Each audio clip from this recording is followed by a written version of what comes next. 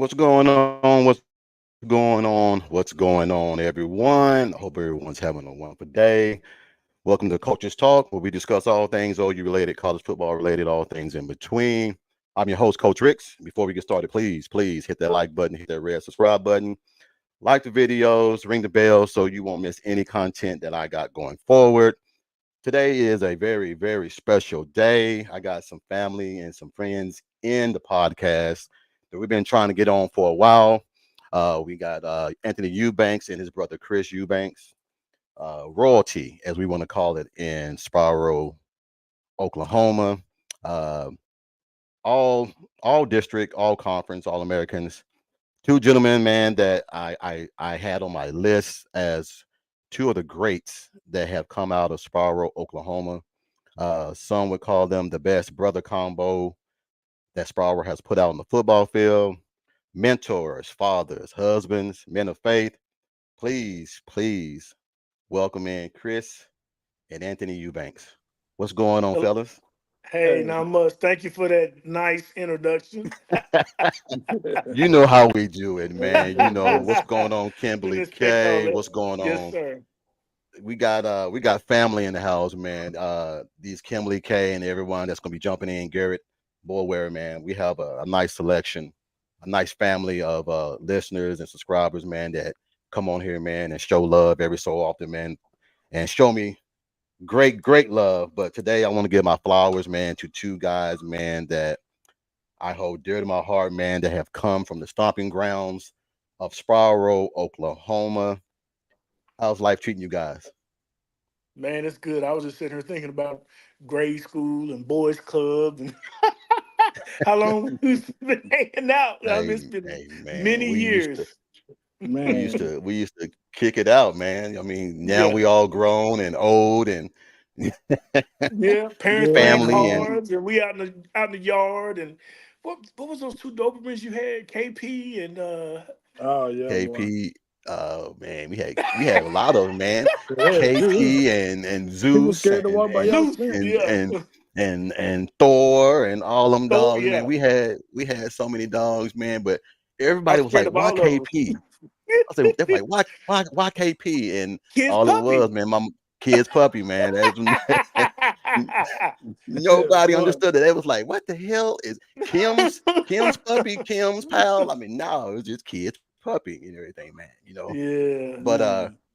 I've been wanting to do this for a while, man. I've been reaching back to my roots, man, to show love, man, to all the coaches, all the players, man, that have come through Fort's Coffee and Sparrow, man, and it got me on this podcast. This podcast, man, is mainly I try to make it for family and friends on Sundays. I do my other podcast throughout the weekday, dealing with Oklahoma and things like that, which we will get into that, and we'll also get into the Cowboys, which is y'all American team.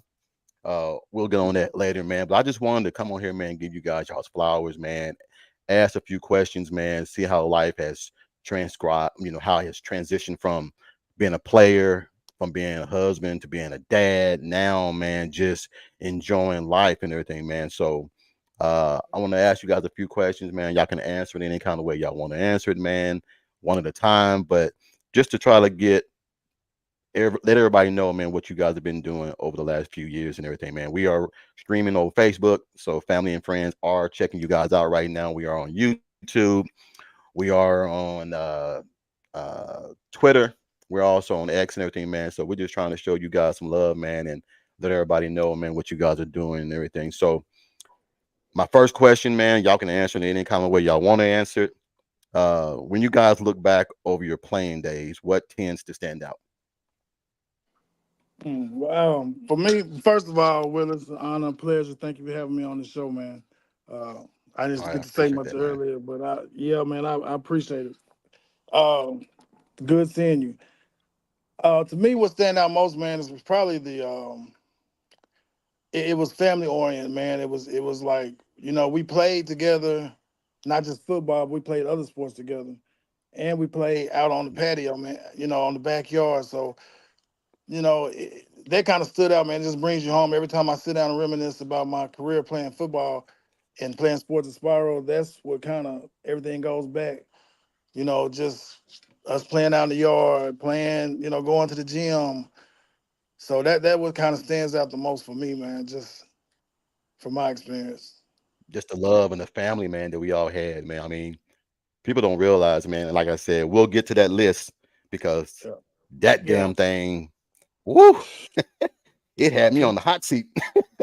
It had me To Yeah. on the me, hot to seat. me, it was like the village that was around us. I mean, my dad Yeah, he was a coach. He coached us in little league baseball, and then he turned it over to when we yep, got in junior high. And you think about the Coach yep, Bunches and the Coach Blankenships; yep, those guys were father yep, figures to us. I never forget Coach Blankenship. I had to been in 10th grade, and going to the Fellowship of Christian Athletes meetings at his yep, house that they would feed us and yep, things like that. And he took me to Colorado one year to the FCA national convention up there in Colorado. yep, And, just somebody that instilled in us, good values and things. I use some of the things and sayings that my coaches told me, my parents, even, now with my kids. I have three adult sons and a granddaughter right now.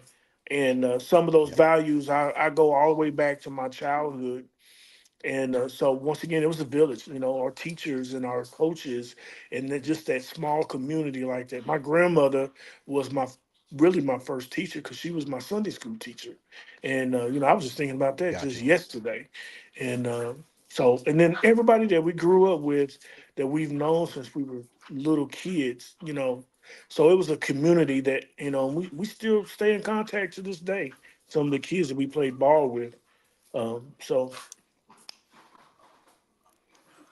hold Oh that man, dear to my heart. I think we all feel the same. Well, we all feel the same way, man. You guys, we've all had Coach Bunch, we've all had Coach Blankenship, Coach Garner. Coach Garner, Yeah. man, was pretty much the one man that really allowed me to excel and told me, why are you following a lot of these people when you can be a leader? And it Mm. stuck with me, man, because it allowed me to distance myself from the bad apples, if you want to call it that, and then refocus on this. Because he was always like, you can go down that road, but it's best to go straight than make all these U-turns and left and rights and everything. It's best to walk to your own drum, man. So I definitely understand that, man, because we all had the same love. We all had the same village that raised all of us to make us what we are right now. And people say, well, man, you didn't go to the league. You didn't do this. It means more to me being a father and being a husband and being a person, man, that I mean, people value my opinions. People value, man, that I'm a coach and do things, man. So that touches me more than anything is being a coach, so I can facilitate, how I was brought up and how things went my way. And it's good, man. You have players come back and say, hey, that's Coach Rick's, man. He told me X, Y, and Z, or that's that person, everything, man. So yeah, we all have that same admiration, man, when it comes to people that help raise us, man. So dang, you bringing back Yeah. old memories, man. God dog. All right. All right. Next question, man. Knowing that you both play football at the highest level, any thoughts on coaching? Mm. uh, no, Look at not for me. Anthony. I hadn't really. No, it's. I mean, Hey, I mean, so far, man, everybody's done it. I know, man, but it's. But a lot of y'all started early too. For me to start this late, I'm like, I don't know. It hit me at one time, but I just never really thought about it. I give you all your kudos, man. It's a lot of patience, a lot of. It could be a stressful job. That's year round. And I guess and Yep. going into my Yep. kids, I have three kids. I have a 4-year-old, 6-year-old, and a 10-year-old. And my age, man, that's hey, like you said, just chasing them around is enough. But no, to answer your question, Yep. no, I've never Yep. really don't think that's in my near future. Chris? So I coach my boys in basketball, football, baseball, track, and I think that was probably some of the best times of my life as far as bonding with my boys. and it taught them so much in life, and they use it now in their everyday lives. Now they're, my boys are 32, 29, and Yeah. 27, be 27 in December. And right now they're Yeah. productive men. My oldest one is married, has my little granddaughter, 6 months old. And Well, my congratulations. middle son, yeah, Okay. Okay. my middle son just got engaged in Greece a couple of weeks ago, and Oh man. baby boy, he's still searching right now. But they're all productive young men in society, and they're good men. And I'm really happy with what the trail, the path that they have taken, and a lot of that had to do with team sports.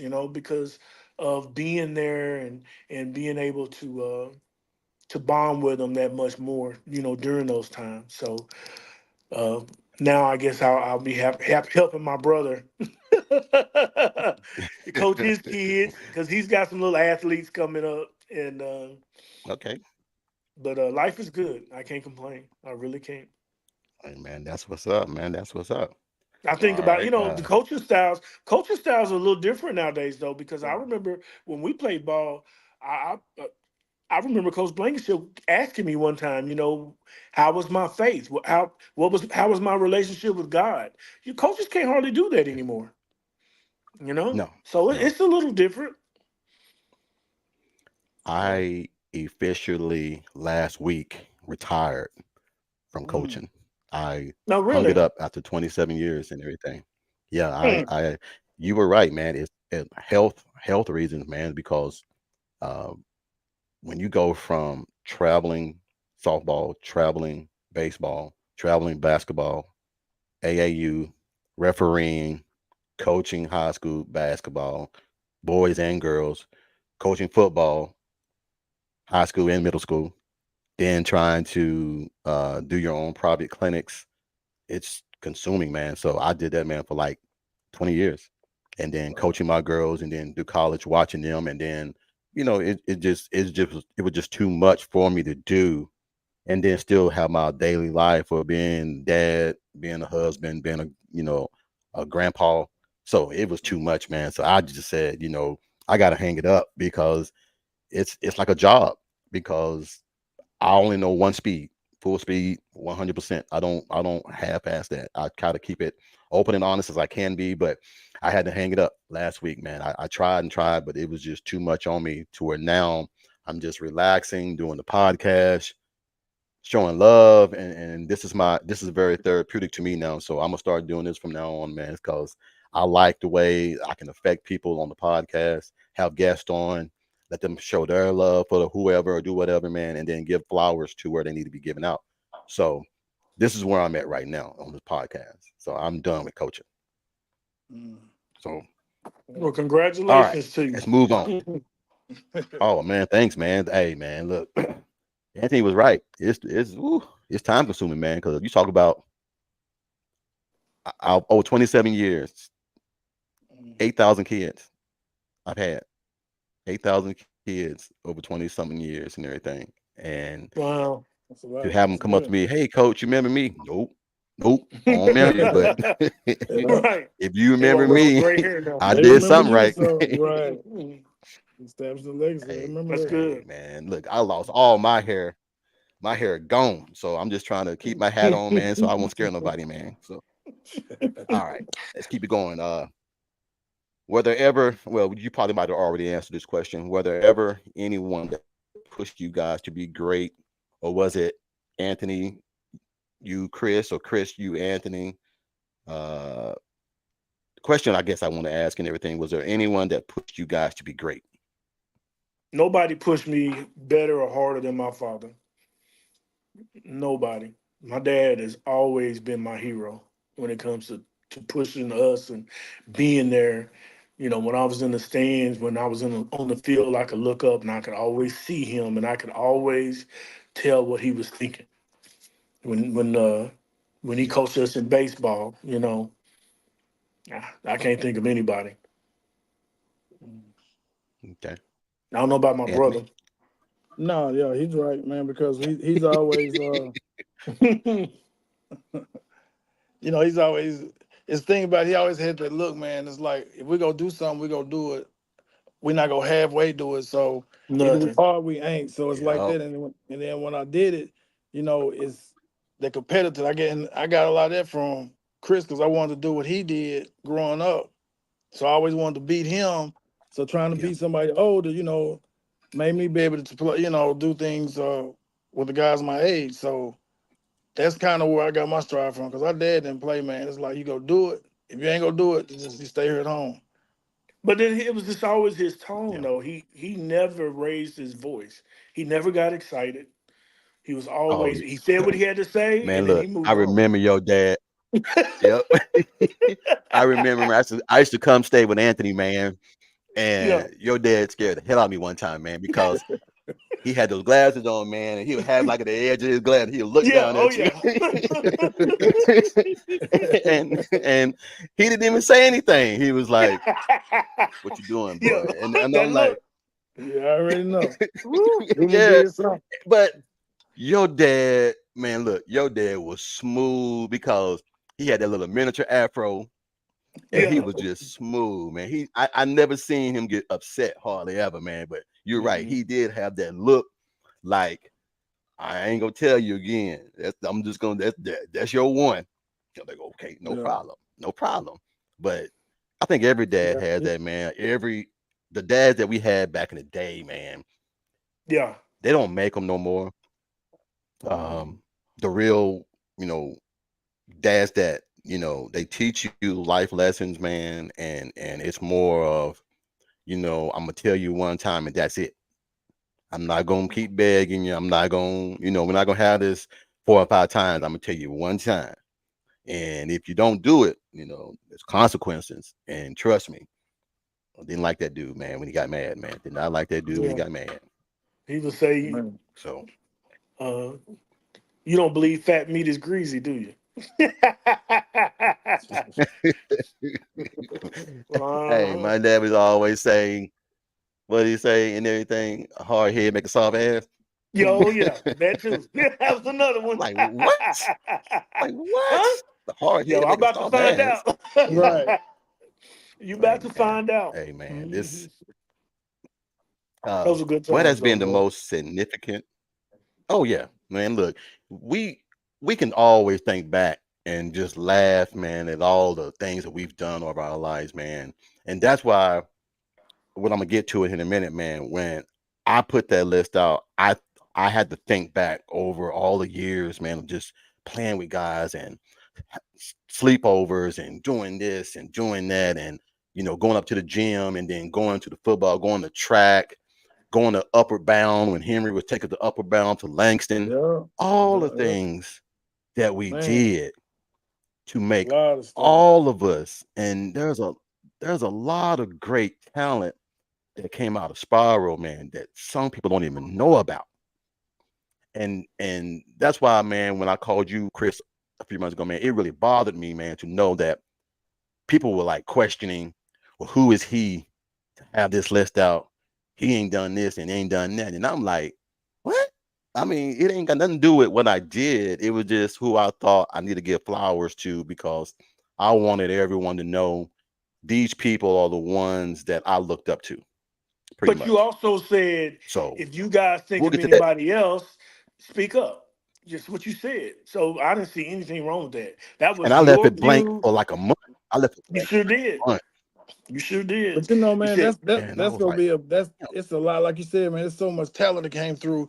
There's people that played this for a year, played this for 2 years, and then stopped. And it's like just imagine that it played 4 years or something, man. There's so much talent that come through is you make that list is really it's kind of hard, but for a small town, man, there's a lot of people that came through there with a lot of talent. You know what, Anthony? If we would have had AAU Oh man. growing up when I was there, or we have the combines, the 707s that we have here in Charlotte Oh man. that glorify a lot of this stuff. And let's not get on, which we will here in a few minutes, NIL in high school and college. We're gonna get on Yeah. all that here in a few minutes because it would have grew out of control, out of spiral because so much talent. And like I said, I gave Chris, at the end of the podcast, we're gonna shuffle that list around. I'm gonna ask you guys who you guys have of certain things and that running backs and receivers and coaches. We're gonna do all that, man. But I wanted the fans, man, my subscribers, man, to really see these are the people. And I'm gonna try to get everybody on that list to come on the podcast because I'm a real big believer in giving flowers, man. It's because it's only gonna make me better. Because I always feel like when you give out positive vibes and positive influence to people, it'll come right back to you. So to have my brothers and sisters and cousins and family members, man, that I was in the trenches with, I don't mind giving flowers. I don't mind saying, hey, these are the guys that I looked up to. These are the guys that I think were great at that position. Doesn't mean the ones that came after me are not. It's just that I didn't see you. Right. So I'm going by what I saw. Yeah, me too. So, and I can tell you right now, the track team that I put together, female wise, can't be touched. That damn Yolanda Whitfield, I don't care what none of y'all say. she Definitely, she's on top of didn't you my say, list. Chris? She didn't lose a race. I went to all of her track meets. I never saw her lose a race. Never. And now she was a year young. She was a year older than me. So if she lost any of her sophomore year, I wasn't there because I was a freshman. But my sophomore year, she was a junior, and then my junior year, she was a senior. She never lost a race. Never. It wasn't even close. Ever. Yeah, she. But even when she Man, went to state, it wasn't close. damn. Not in her Well, division. like I said, we're gonna get to that here in a few minutes. I want to try to get to some of more of these questions Yeah. for you guys because that's gonna be a long ass subject because the hate that I got was from the new generation. And like I was trying to tell the new generation, doesn't mean if you have your mom and your dad that was on that list, it reflects to who you are now. So why are you hating that you're not on the list? If your mother and your dad is on that list, that means that they passed down those traits to you and gave you everything that you have right now to blossom into whatever it is. So, it And they is can what it bring is. you But up hey, too. all right, They can bring you up too. But I just know it Yolanda. don't She was running against Idabel and Broken Bow and Hugo. Them teams, El Reno. Those teams had some good track teams. Muskogee, we but went up to Muskogee and ran. Oh, Muggy. Yeah. this Go is the ahead. I'm thing, sorry. guys, and you can attest. They're not playing the Audubels and the Muskogees and the Salasals and all the powerhouses that we played. Poto never beat us. Ever. Mhm. Ever. The whole 4 years I was there, they never beat us. 8th grade, 9th grade, 10th grade, 11th grade, 12th grade. They never beat us. Scrimmage, anything. Nope. Basketball, baseball, football, I don't care what it was. They didn't beat us. But now you're playing Panama and oh, dude, really? Yeah. And y'all talk about how great y'all are, and y'all not because Audubell was an all black school, So it's Broken Bow. all black school. Yeah. Yep. And them boys So, didn't play. but anyway, let's But I get mean, back on not this, man, because knocking the I new want to. kids. Yeah, not knocking the new kids No, no, now no. I don't Yeah. want to knock nobody. I'm just saying is that it's okay if my dad was better than me through somebody else's eyes. That just lets me know that he gave me and set me on the right path to be better than what he is because times change. And like when I put Anthony as one of the best receivers that came out of Sparrow, they had some beef. And I'm like, y'all crazy as hell. Y'all crazy as hell. Anthony Eubanks got to be on that damn list. And I'm not trying to say that because he's here right now. I'm saying, what other receiver come out of Sparrow? He and Henry Burris have the longest touchdown reception in the record for the state. It's never been touched. I think it's more too, man. The time, like you said, these guys are playing 2A. Not to say they don't have the talent, but man, it's like it's just like a conference. When you look at the SEC versus another conference, you like, not to say those players are not as good as the players in the SEC. It's just the talent they playing every week in and It's week out in the SEC makes it so much harder. And that's kind of like you said, we come through 3, 4A playing teams like Idabel and Sallisaw, Poto. You know, they were powerhouses when we came through. Van Buren versus we yeah, never would have got on the field with Panama. Like I said, I ain't taking nothing away from them, but we wouldn't even scrimmage them, and even Pecola. So it's a different. Sooner Legend says, Coach Rich, Well, y'all talking about Southeast Oklahoma. My family has property in Clayton. I don't know Hey, where's we Clayton. have stomping ground. Uh, hey, Sooner Legend, where's Clayton at? Put it in the comments. Where's Clayton? Uh, I'm pretty sure that's up by I want to say Tallahena. That's what I I'm thinking might too down be there. I might be wrong, but he'll put it in there.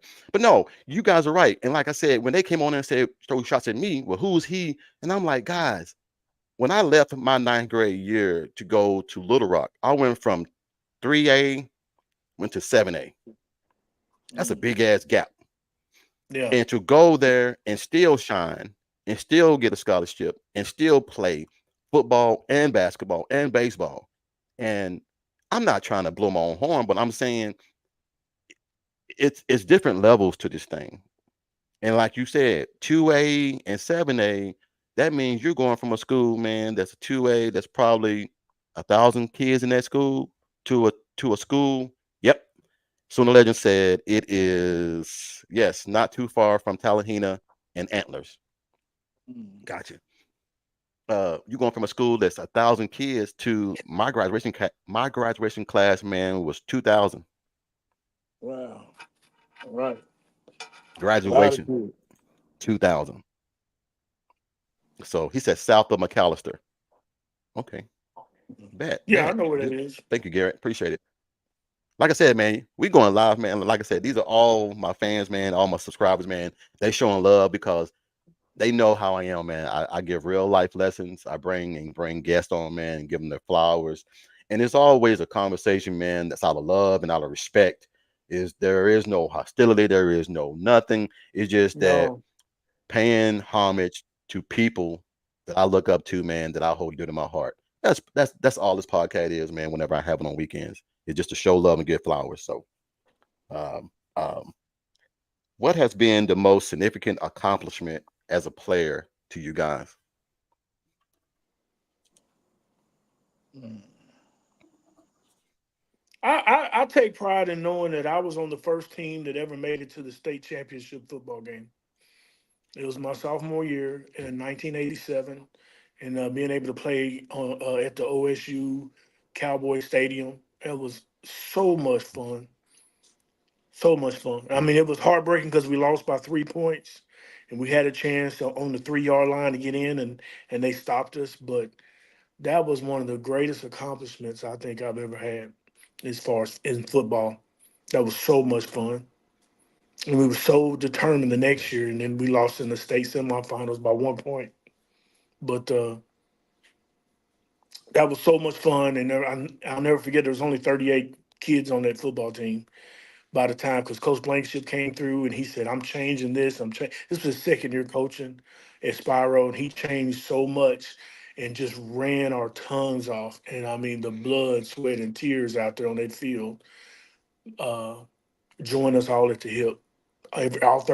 All 38 of us, and we were brothers by the end of that dang, season, playing 15 games. Yeah, yeah. damn. Anthony, Wow. Yeah, I say for me, man, it's I mean, there's a few, there's a few significant parts in my life that I can go throughout my career, man. But I think one that stands out to me is probably my freshman year when I came into college. Um, just the change, man, because that time there, just after my first semester, that could have changed my whole life. So it's like that was one of the most significant parts of the change of my life for me to able to have the career that I had, because I actually thought about leaving after my freshman year, because it's hard, man. It's a oh change. man, I know that.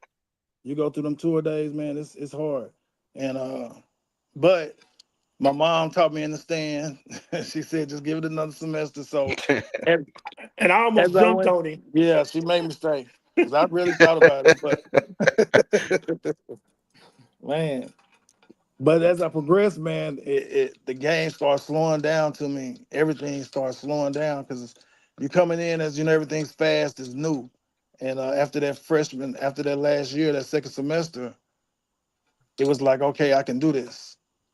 I can do this. Then I started seeing, okay, I can do this, and that's what made me stay, man. So that was a changing point in my life.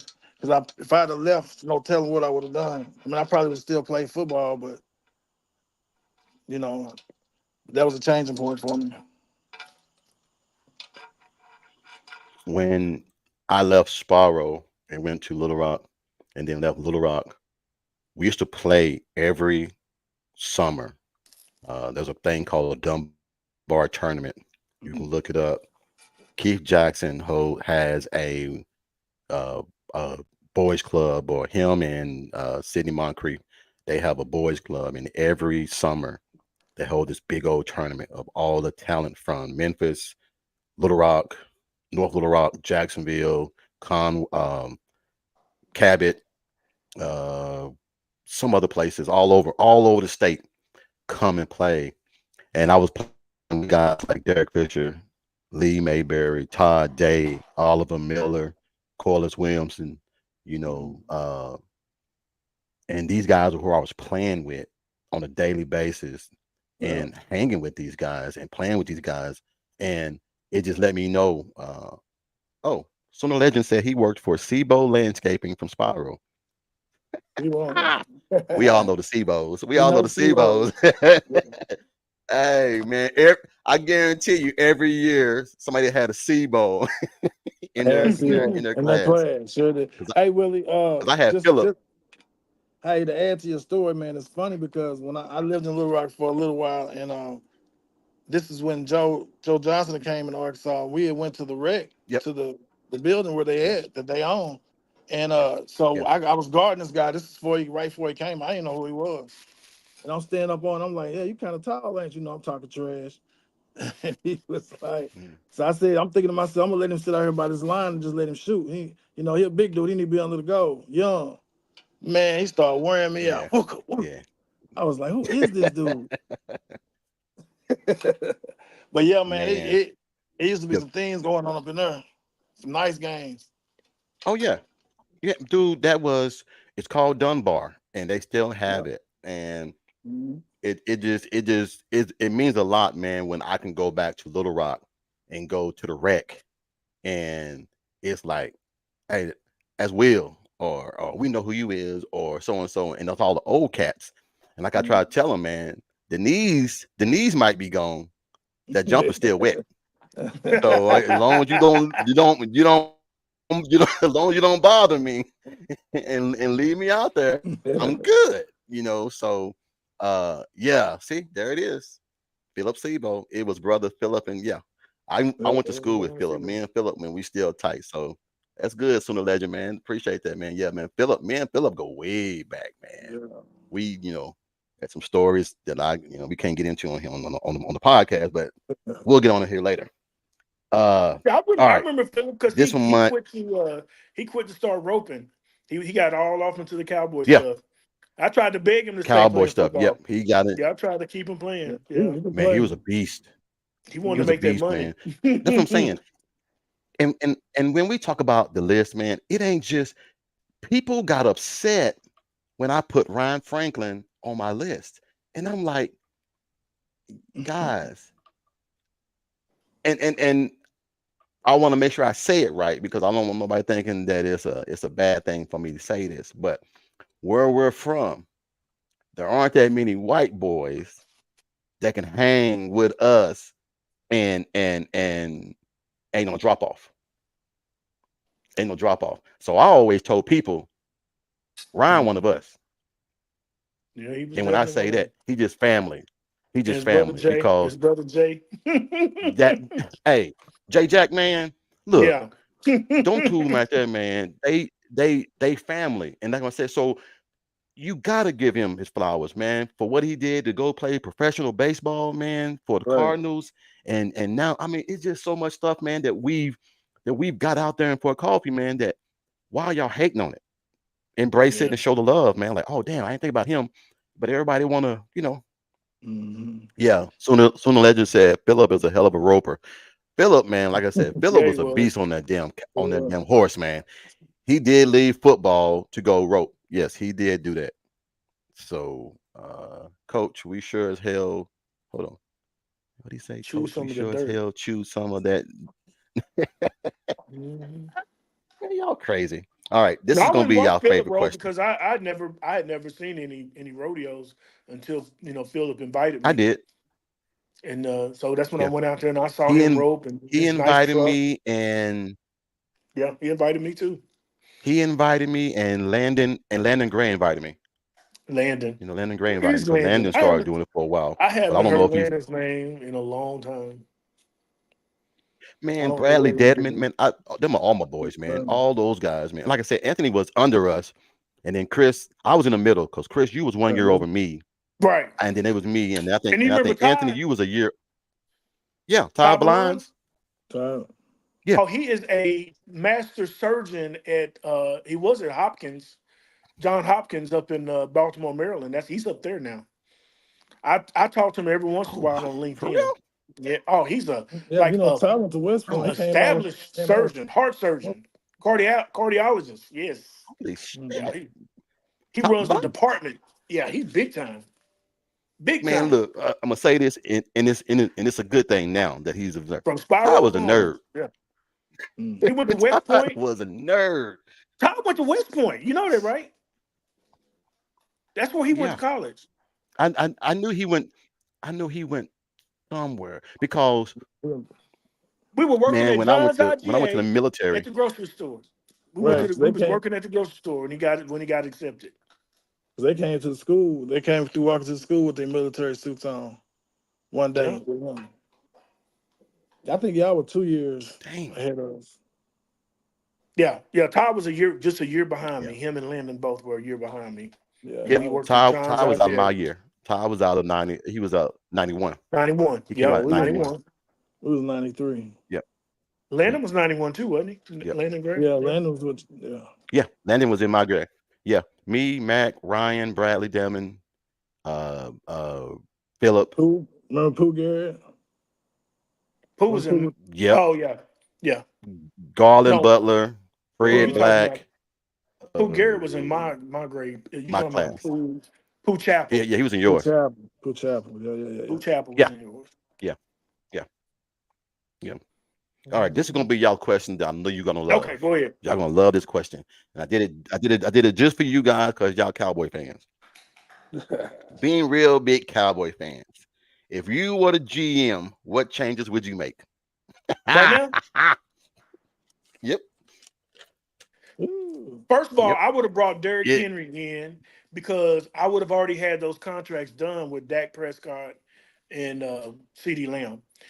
Because he waited so long, he had to give those big contracts because those other receivers and quarterbacks got those big contracts. Had he negotiated them up front, he wouldn't have had to pay as much, and he would have had enough money to bring on Derrick Henry as a running back. Because right now, our running backs are hurting, are struggling, and I don't think our offensive line is that bad. We're just not hitting it as hard or as fast like Emmitt Smith used to hit it. Because there's a hole, it just closes real fast, and if you're not hitting it hard enough, you're gonna get hit. You're gonna get tackled. So Man, I think they need to redo the defensive, either redo the defensive line or get rid of Parsons and trade in for a running back and some other people to beef up their front so they can stop the run. I know it sounds funny. People like get rid of Yeah. Parsons, but do you know what you could get for him? And you can beef up because what he does is good, but they ain't stopping the run. I mean, they and did against New York, Yeah. but I'm just saying, you get some people we need somebody in the middle, and then Yeah. we get us two good linebackers and a running back. because they That's won't be just able me. to afford him next year, they won't be able to Yeah. afford him. I don't know. We need some. We and it ain't all. It's not all the defense because defense is getting thrashed. I ain't gonna say they're getting thrashed, but people moving the ball on. But that's and so the No, they getting offense is spending thrashed. time. But the offense is still the offense can't complain about being tired because they getting some time to sit too. We don't Gotcha. have that running This game right is now. this is what I wanted to ask you guys since y'all are real Cowboy fans and everything. And I'm going to ask this question, and just give me an honest answer. Does Jerry Jones need a GM? Mm. Um, Well, his son is the general manager right now, isn't it, Steven? after what they did in off season, I would say, really, I think they do. I think they should try Yeah. for at least a year or two and And see then they how need to what kind of back off. player. Let them back off and get a GM. Yeah, I do. All right. So y'all are saying yes, right? Yeah. Yeah. Who who would you get? Mm. That's a good There's one question. name out there. There's one name out there. There's one name out there. There's one name out there, and I'm gonna see if y'all gonna guess it. You talking about the guy from New England? Mm-mm. Nope. If Dallas had this GM, there would be no dysfunction. There would be no nothing. He would be running everything. The problem Chris is, Ryan. Can Jerry Jones let go? Hmm. There's one name out there. He's not working right now. They ain't talking about Belichick, are you? No, he's talking about Well, That's Johnson. it. Johnson. Belichick as a Nope. GM. Bill Johnson. Belichick. Be- Belichick. Oh, that's what I said a while ago. From New England. Was it? Yeah, that's what I Oh, I didn't. said. Oh, I didn't. Oh, my bad. No, My no, bad. no, no. That's I didn't good. catch that. That's no. I couldn't remember his name, but I said the coach from New England. Yeah, that's what I was talking about. Bill Belichick. Oh, my bad. I say Bill Belichick or He Jimmy is Johnson. Jimmy Johnson can't come back. They I think the way that they let him go and the way that that blew up so bad, I don't think he'll come back. not And the not game as has a not changed from working when for he was him. there. Yeah, just that too. Yeah, He having too much fun doing what he do. No, Belichick, I I think would he'll be think good. if Jerry Jones allowed Belichick to run it the way he's supposed to run it, because he's done it Yeah. at three different places. So you know he knows what he's doing. He can evaluate talent. He can definitely hire the right Stable coach to money. come in and run the right thing because Mhm. Dallas has the talent. I just don't know if it's a mental thing or if it's just an X and O thing. Because there's no way you guys should be losing to sorry ass teams. I agree. You got too much talent. You got too much talent, and they can say what they want to say about CD holding out and all that. That That's hurt another though. story. But they got too much talent on that field and everything to be losing to sorry teams. So, all right, y'all. Thank God y'all answered that question and everything. So now, Anthony, this question is for you. Being an Oklahoma kid that was at the University of Arkansas, did you ever feel the heat from being an Oklahoma kid? No, not really. Because I was so close to the border. I mean, it's like my family up there, the people that I met. We still talk to this day. So we joked about each other's cities, but the thing is, we went and visit everybody's city. So I got to spend time in different parts of the country. So, when I come home sometimes, people be like, I really got a lot of love. I'm not gonna lie. People were like, I used to didn't root for Arkansas, but I rooted while you were playing, or I'm gonna root while you playing. And then as soon as I left, they stopped rooting for Arkansas. So, I never really got any heat. Like I said, at school, all the guys were from different places, so that was never a problem. I kind of like because I come home and talk trash sometimes.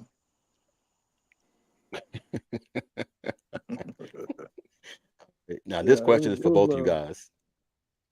This is for both of y'all. I want to get both of your guys' opinion. This list that I put out a few months ago, both of you guys are on that list. Knowing that you're on that list, Does it make you guys feel any certain way? No, not for me. I mean, I'm honored. I do feel honored to be on it, but I mean, like, not a certain way. I just feel. I mean, yeah, I guess it kind of makes me feel like I left some type of legacy there, but um, I guess that's my feelings about it. Really, it is an honor though. Yeah, yeah, Chris? same here. Same here. It was just an honor. I really enjoyed my time there. Like I said, that's always going to be home.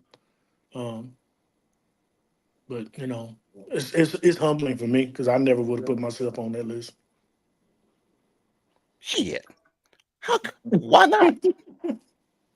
No, no, I no, not because you just on just here. being Why, why not? just being humble. I mean, you know, I do feel like I had probably one of the, if not the best running back running behind me, and then Exodus was right next to me.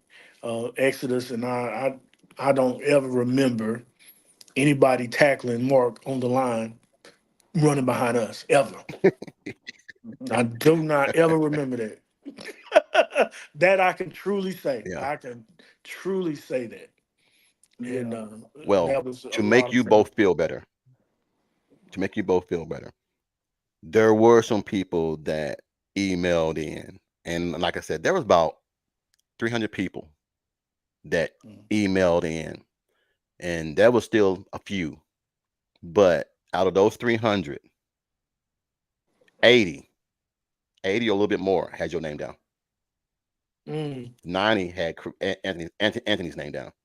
So it wasn't that bad of a list. It was just that some of the people that were giving names were before us, like right. Right. the Terry Steels, and I didn't know that Maverick Mumphrey was the first black quarterback in Spiral until somebody told me. I didn't know I that had either. no idea. I had no idea. First black quarterback Right. in Spiral, Maverick Mumphrey. So I learned something from the older people that chimed in to say, "Hey, this is the greats. This is who we looked up. This is this. Yes." Because I had a lot of people. I had Coach Bunch tell me my list was on point. Mm. He said, "Your list is on point." He said, "You missing a few that came before you, but that list is pretty much on point." If And anybody he would said, know, it would "I be don't know why you're him. catching flack for it, Right. Yeah, he was there longer than He dude." knows anybody. everybody. Joanne Whitfield was trying to help me get Coach Bunch on to give me his list. And we chatted a few times, me and Joanne, because Joanne was telling me this and this and this. And I'm just being honest, man. The people that I was on my list was on almost everybody's list. It's just that some of the new generation came in, and there are some steals on there. There are some, Whitfields on there. There are some this Mhm. and that. But like you said earlier, there is so much talent out of Fort Coffee and Spiral. It is ridiculous. Coach You'll Bunch be wouldn't here give you a all list. night trying to make a list. Yeah. No, Coach he Bunch said he wouldn't didn't give want to do you. that. Oh, he didn't. Yeah, that No, he sounds said like he He didn't it. want did to do say that. that. And then I got a hold of Coach. I got a hold of Blankenship. Coach Blankenship, Wow. and he was laughing at it because he was like, "Some of those names you had on there, I forgot about." He said because I've Right. coached so many, Yeah. you know. So dude, you can build a all-star football team with the talent out of Spiral, Yeah. and battle some teams. And so Yeah. anyway, I don't want to get off that and everything. I want to ask this next question. I'm pretty sure you guys watched the OU game yesterday. Do you guys think it's the injuries or it's play calling that's making OU struggle? I think it's a new coach. A lot of it has to do with the new coach and him just really knowing his players and it's a young team. I mean, you got a freshman quarterback on the team right now. So I think a lot of it is youth, just trying to get some kids that's been there a little bit. And the UIL, I will say, has its advantages and it has its disadvantages because you have kids that are just they can just leave when they get ready, but you can also recruit some kids. So it's just however you work it to your benefit. at the end of the year. Yeah, So that's my yeah. take Yeah. on it. I think they were. I think And, they're in a rebuilding. I think they're in a rebuilding year, man. It's like you said, it's quite a. It's a few young players, man. They didn't have the backup. Like you said, with all the trade and the kids leaving now. Not to say they don't have the talent, but a lot of people coming in, they were stacked. A team like that, you looking at maybe not starting as running back till your senior year, maybe your junior. They're stacked like that, and as soon as the person leaves, it's another one ready. So I think they kind of yeah, rebuilding now. They kind of skipped a year or something, some kind of way where it's affecting them now. But then too, man, it's still early in the season. We'll see. gotcha, gotcha. We all see that the NIL is pretty much taking over college football. Do you guys think that football is now pay to play, or is it for the love of the game? I think it's a business. I It's a little bit mean, of both. Yeah. it's yes both. Kids are working hard in high school to get. Yeah, it makes a difference though. Like I was saying with the NIL, the money, people are just going to different teams here and there. It's I agree with it though. I mean, I really do think the guys should be getting something, getting compensated, but the different levels, I'm not sure. But it's. I mean, I like it. Well, I still think it's still a lot of kids in our society right now that are come from impoverished neighborhoods or low income families that it's a leg up for them. And if you can walk onto a football team, I think the quarterback from Alabama right now is making $4 million this year to play college football. Yeah. Well, I that'll keep mean, them. That'll keep them from leaving. Maybe some of I them. mean, I I, I had a kid, like I told Jason, he was gonna come on. A guy that I normally do a podcast with. There was a kid here, a real talented kid out of Mallard Creek, 6 foot two, 220 pound wide receiver.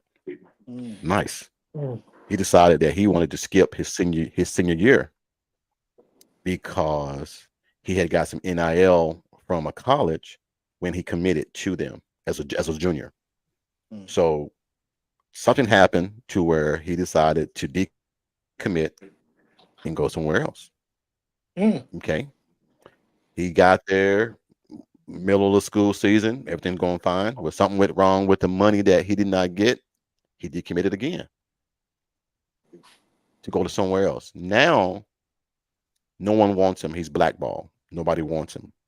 Do you think that that is something that's going to continue to happen, or is it just bad luck? Well, I mean, like you said, it's a business too. If I'm gonna give you this kind of money to come play for me, and and then you change your mind, what? I'm not getting anything in return for it. So I But don't. see, here's the thing with this NIL. There is no. I hope I'm saying this right. There is no structure in place to hold players or teams accountable. It's just money being transitioned from one to another place, but there's no accountability. So if Well, I and don't that's the go other there, I side still of get it. the money. You dealing with 18-year-old kids now. right. Man, they change Yeah, their mind every 5 minutes. They're You give them a kids. yeah, lot of money. You giving them a lot of money. You giving this kid $4 million, and he's 19 years old. I mean, you dealing with kids. yeah. You're just gonna have to remember that. So unless they put some legality or some contracts in on this kind of stuff, It's then you gonna have to really be start getting muddy contracts. and messy. Yeah. I mean, it's gonna be like a scholarship. It's gonna have to be contracts, man. Because if you pay somebody $50,000 to come to your school, and then they change their mind, of course, I don't think they probably giving them all the money up front. But that's the They need to get thing. it back. Yeah, But you they give deserve it right. back. But you give a Yeah. man, you give us Well, a they're boy. trying that they're yeah, Garrett has it right here. Garrett has it right here. Coach structure is missing. Hmm. There is no structure right now, man, because it's money, money, money, money, money, money, money, Right. and then I'll because like the quarterback and running back for UNLV, they decided they want to quit because they didn't get their NIL money, Right. After and they're four and transferring zero. to get there. Yeah, Yeah. it's Yeah, still and they're 4-0. You lose your starting quarterback and your starting running back because they didn't get compensated for they didn't get what they're supposed to get. Now, I know it's a business. I know it's a business, but are we ever going to get back to it being education, student, athlete, or is it going to be athlete, student? But just Because think about it. no one's Just think talking about about. it. Go ahead. Go ahead. No, no, go ahead. No, I was just saying, just think about it. You're a coach. I mean, you just think about the kids now. How hard is it to go be able to coach these children when you're giving them more money, almost more money than you're making?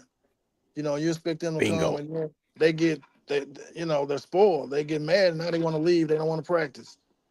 But you didn't invested $2 Yeah, million into this person. Come on, man. yeah, yeah.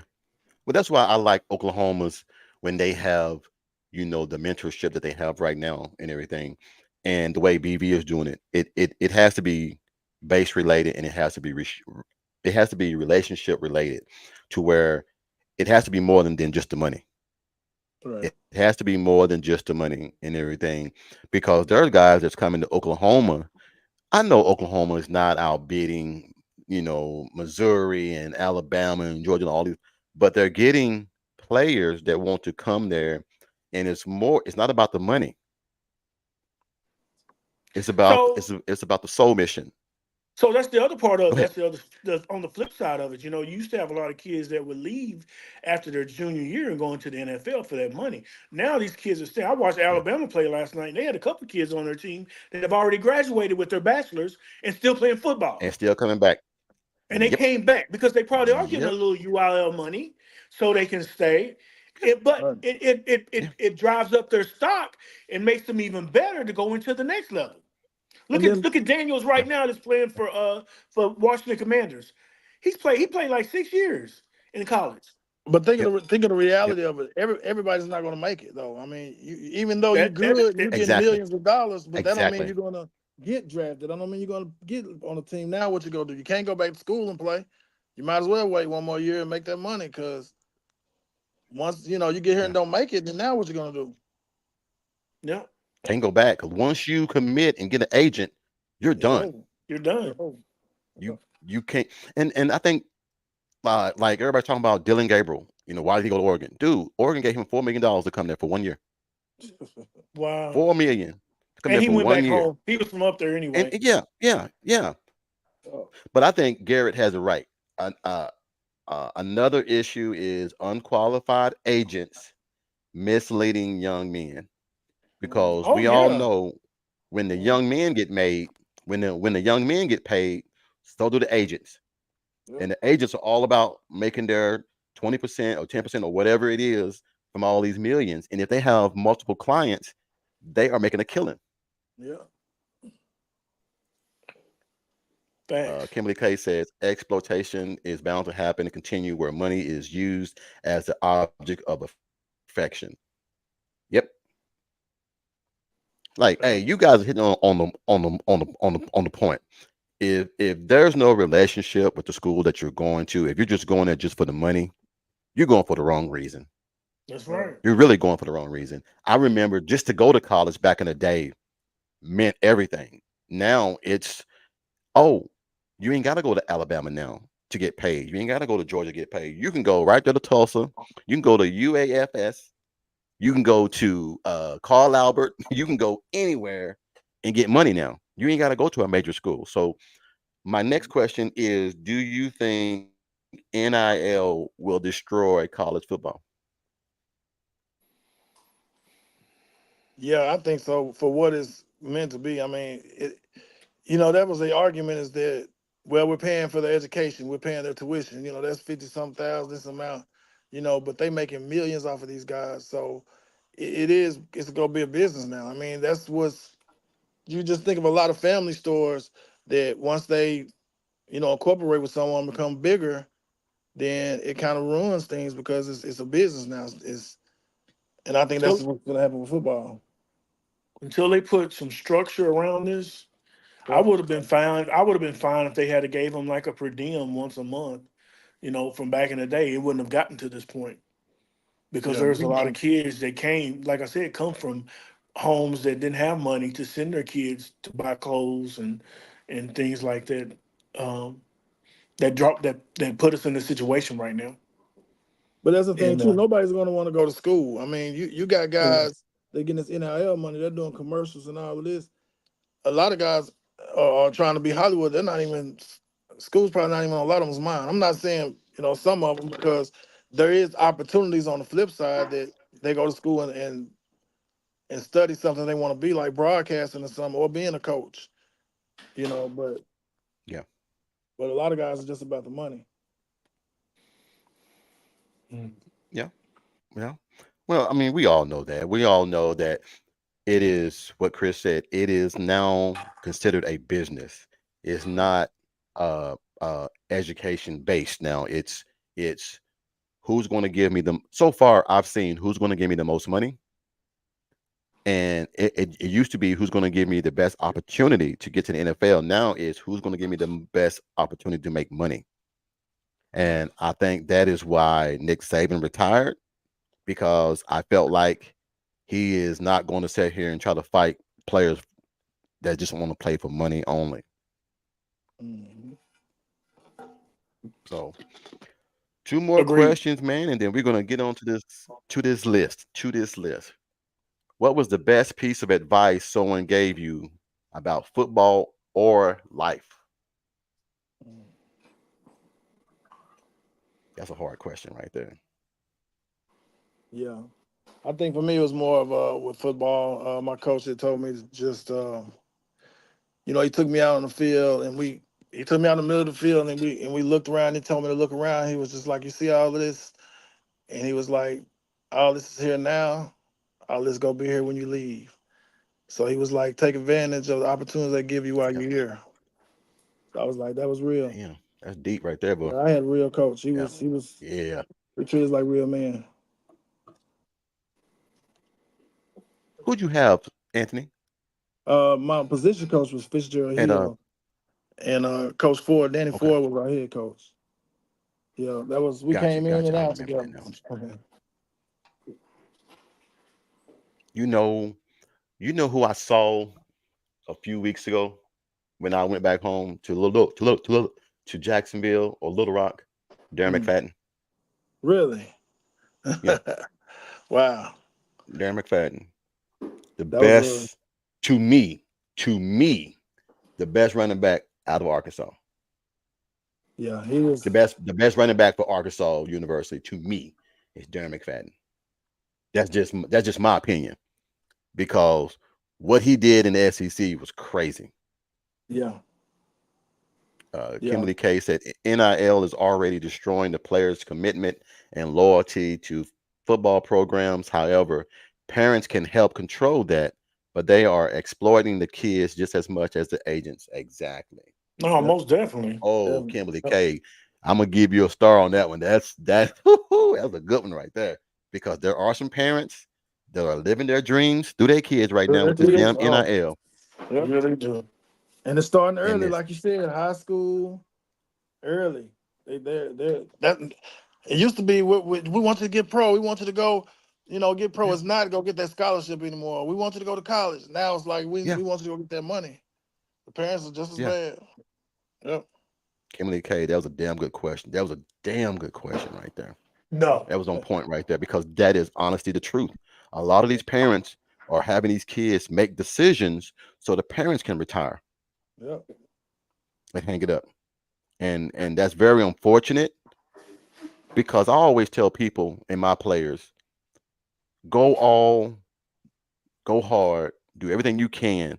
And if you're good enough, the money will come. You ain't got to go chase no money. The money's gonna come.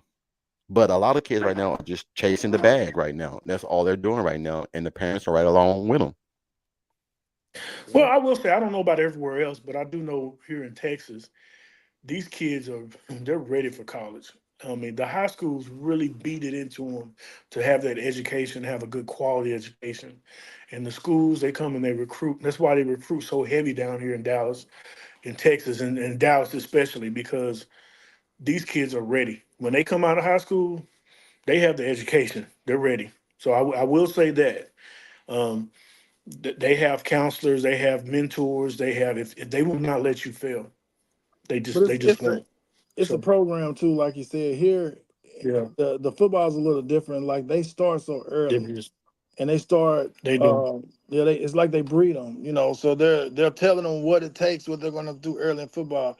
You know, as for us, when we came through, it was more of when you get that first letter, or if they think you're going to be able to do something, then you know, I don't think it was stressed as much on exactly what it's going to take to get to get through college. I mean, they did tell us about what you had to do on the ACT and all, and and the test scores and everything. But from what I'm seeing here is, especially with the athletics, these some of these coaches are letting these kids know that and this is what it is. Hey, you want to get that NIL money, you're gonna have to do this, do this. But they know that the grades do matter coming out of high school because if you don't have the grades, you can't play. So, Right. That's one thing that we did in Jacksonville. Uh, Coach Young, man, he was old school. We had a 70-year-old basketball coach and like a mm, 65-year-old football coach, Mm. and old school, old school, to where he would put you on the court and tell you and everything, no basketballs for 2 weeks. We're just going to run our drills, run our plays, and imaginary shooting. What the hell is that kind of shit is this? And we're doing it, but the way the flow of the game went and the talking, the communication, and this and that, just the small little in and out things that made us great. Then on football, you get on the football field, we had a guy, never forget his name, out of Pine Bluff, Arkansas, Basil Shabazz. mm, He ended up going to Colorado, 235-pound running back, 6'3" in high school, running running every little bit of 4.4. I remember. I know So exactly what you're talking about.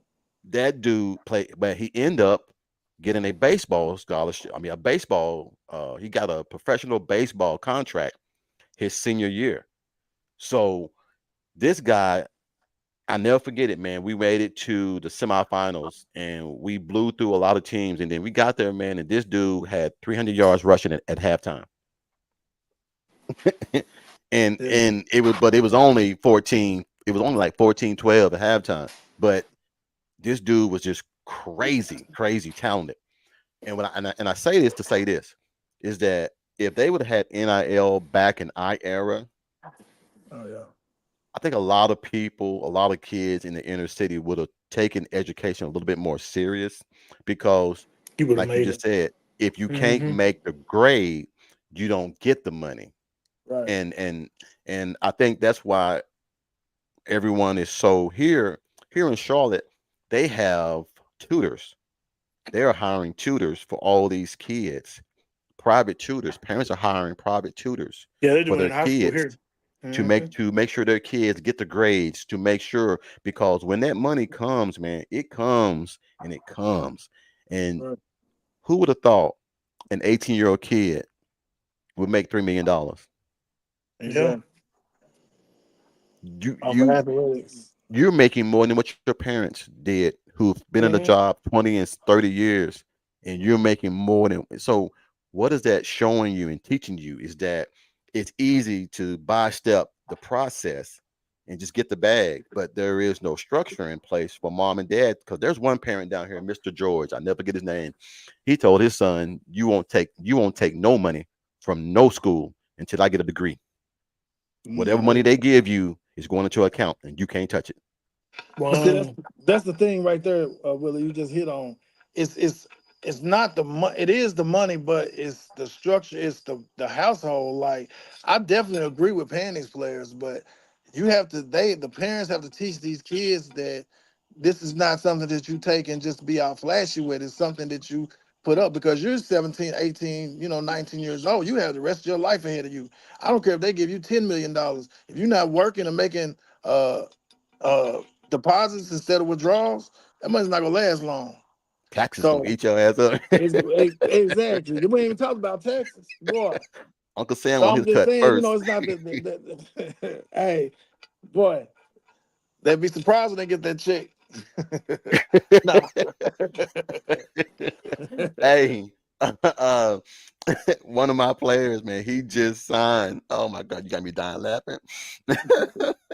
He signed with Appalachian State, Okay. and he was like, "Coach, I don't, he don't have a father at home. His father passed, and his Okay. mom was like, Coach, what do we do?" And I was like, if I was you guys, I would get me a lawyer and sit down, look over the contract, make sure everything's on the up and up. And she's like, well, we can't afford. I said, there are attorneys that go out there that do things pro bono or pay them once you get the money. They would love to sit there and do that contract Mhm. for you. Oh, I said, exactly. but Right. a lot of us don't know about taxes. A lot of us don't know that they might give you 4 million, but you're only gonna get 2.3. Right. Rest of Right. his Because you taxes, buddy. you're not getting all 4 million, and kids go out there and start spending all this money. And what I try to teach them is that everything you buy and you keep, you're paying taxes on every year. So also you are in a whole different tax bracket now because Mhm. you are immediately thrown into the higher upper lynch tax bracket now. So a lot of these kids don't understand this, and they're getting all this money, and it's just crazy, man. It hurts my heart, man, that it's gotten to this point because I am for paying players, but there should be a cap. Yep. Right. There should be someone that governs who Structure. does X, Y, and Z Hmm. because it's really getting out of hand to where every week is somebody getting crazy amount of money and everything. Exactly, Hmm. exactly, Kimberly Clay.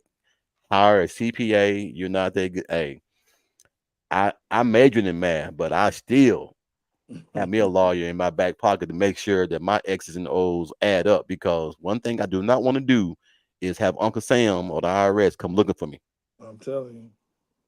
Them are three They'll letters find that you don't want come looking for you. Damn the FBI. I'm talking about the IRS. Hell yeah. That's they'll so. find you. They'll find Hey you. man, hey, I got some buddies, man, that had all the money in the world, and they didn't believe in paying taxes. And next Well, thing you know, it's gone. Yeah. So it is what it yeah, 'cause is. they go. Two more questions, guys, and I'll get you guys out of here, man. I know that you guys got some plans and everything with the family, so I'm sorry for keeping you guys so long. But like I said, I just wanted to get you guys on here, man, and give flowers, man, and just chop it up a little bit, man, and see how everything is going with y'all way. But I'm gonna get these two questions left, and then we'll get you guys up out of here. Two-part question: how did you both get introduced to football, and who were your favorite football players growing up? Mm. Mm. For me, I was introduced. I guess it was really by, like I said, Chris was playing, so it's pretty much I wanted to do what he did, and because growing up, for us it was more us playing basketball in the summer. We used to go at it all the time, Yep, yep, so that was our thing. So football was something that we did, but it wasn't like we'd be at football practice and go home after practice and play basketball or on the weekends, during the football season. So it was kind of when Chris started playing, and then I was like, that's what I'm gonna do. He played in the band. I tried the band one time. I wanted to play instruments. Same thing he played. So it was just kind of one of those Did you things. And did you then like it? the band, Yeah. Hell oh no. football.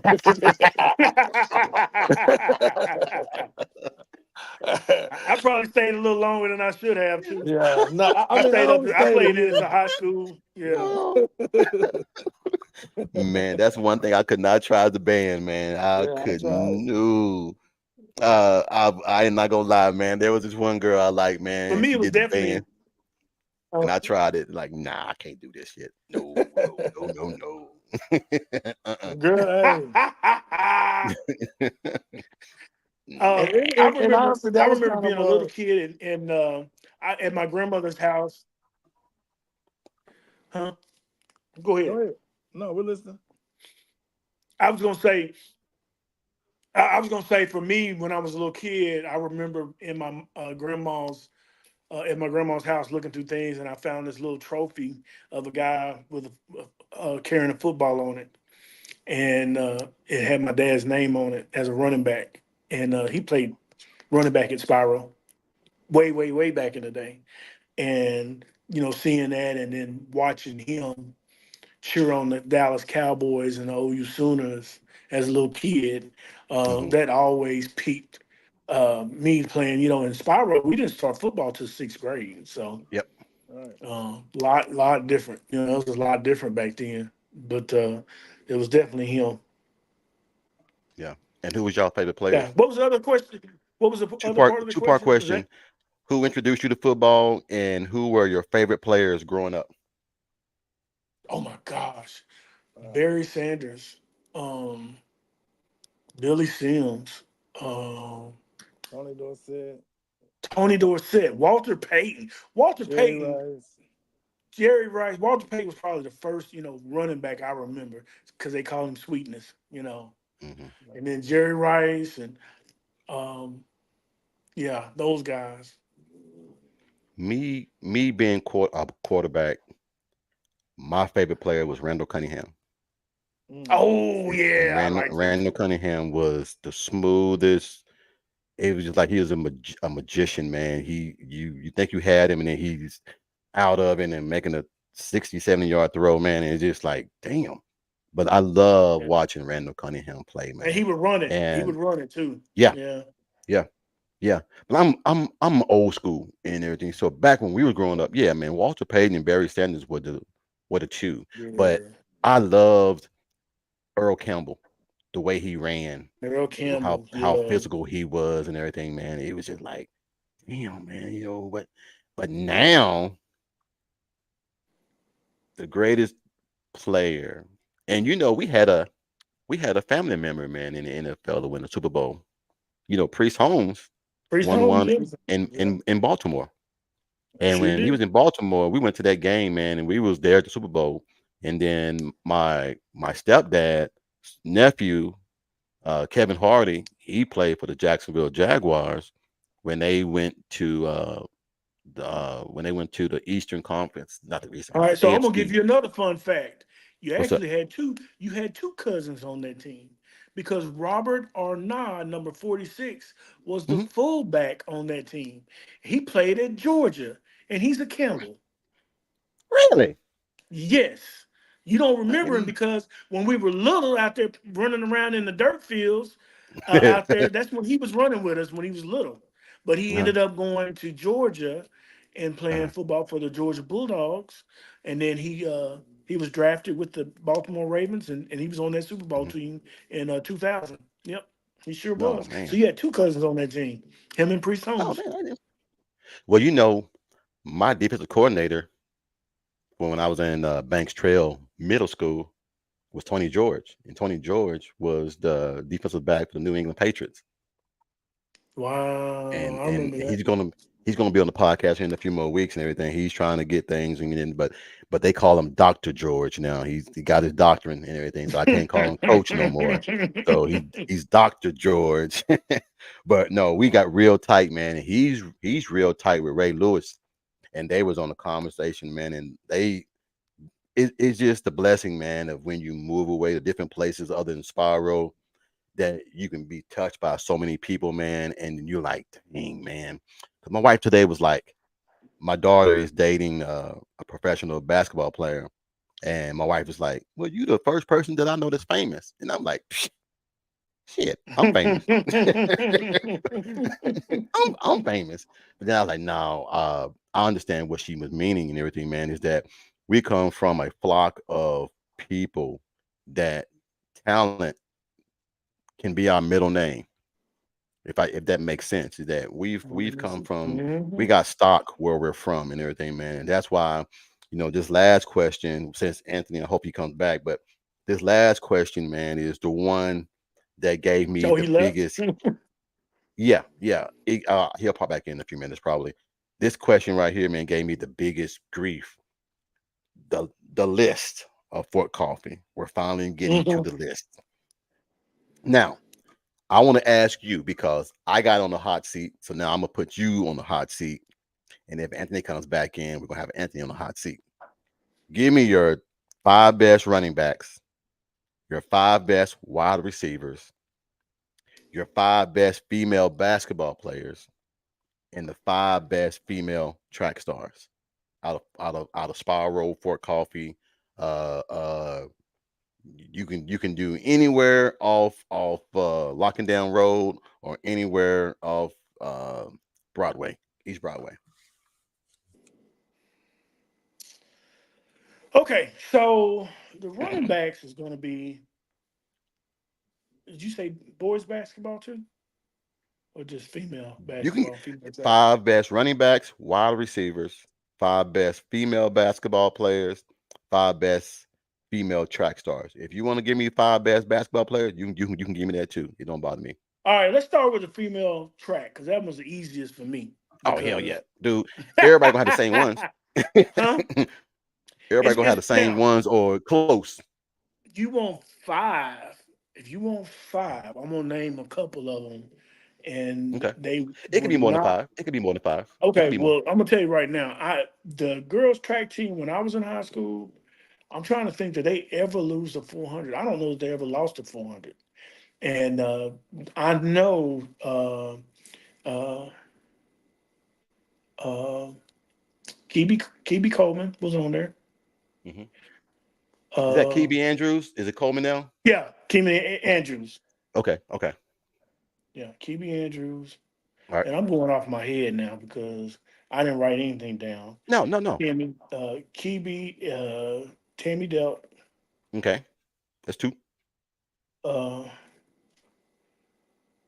who else was on that track team? Crystal Walker. Hmm. Crystal Walker. Then I gotta go with Pam Walker Hmm. and Lisa Walker Hmm. Might as and well, and Lynn might as well. Walker. Yeah. Hey, I'll go ahead and say, go ahead and put the three sisters on there. The three sisters on there. All three of them sisters. I don't think Hey they man, lost look, weight. look, look.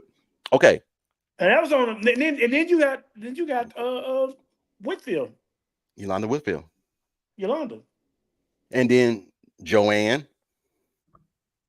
And see, I didn't put Joanne on there because I never saw Joanne run. Joanne. I'm going. See, everybody thinks Sweet Pea Man is not an athlete No, no, no. I because know she was. they see us now when we're, and even me, they see when we're out of shape, when we're just living life. We're not worrying about trying to look good and we're not worrying about that. I'm just saying a lot of the parents, man, there were some dogs Yeah, because I back didn't in see the William. 80s. I didn't see William Whitfield run, but I know he won the 100 with a cast on his arm. Yeah, yeah, He yeah, won the 100 with dude, a cast on his freaking arm in the state championship game track dude. meet. When you look at Jonathan Massey, Shayla Lewis, uh, uh, uh, Ort Nero, uh, uh, um, dog it, another one. Oh God, Jonathan, what's like I Mark, said? Mark Taylor. Well, They was we on even there. we even we even, we even forget about Michael. We even forget about Michael, Mike dude. It's just, and then Terry Steele, dude. It's Taylor just Steele. so many people, and that's what, if if we sit here all day, Chris, we'll make up names, man, that What's his nobody brother? even. Terry had a brother. I know, but Terry had a brother that had the state high jump record for years, and he had it up at NSU when I went up there and played. Mm. Terry's older brother.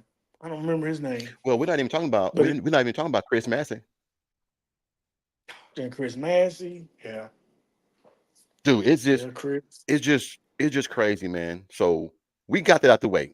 Now, your five best running backs. Definitely Mark Taylor.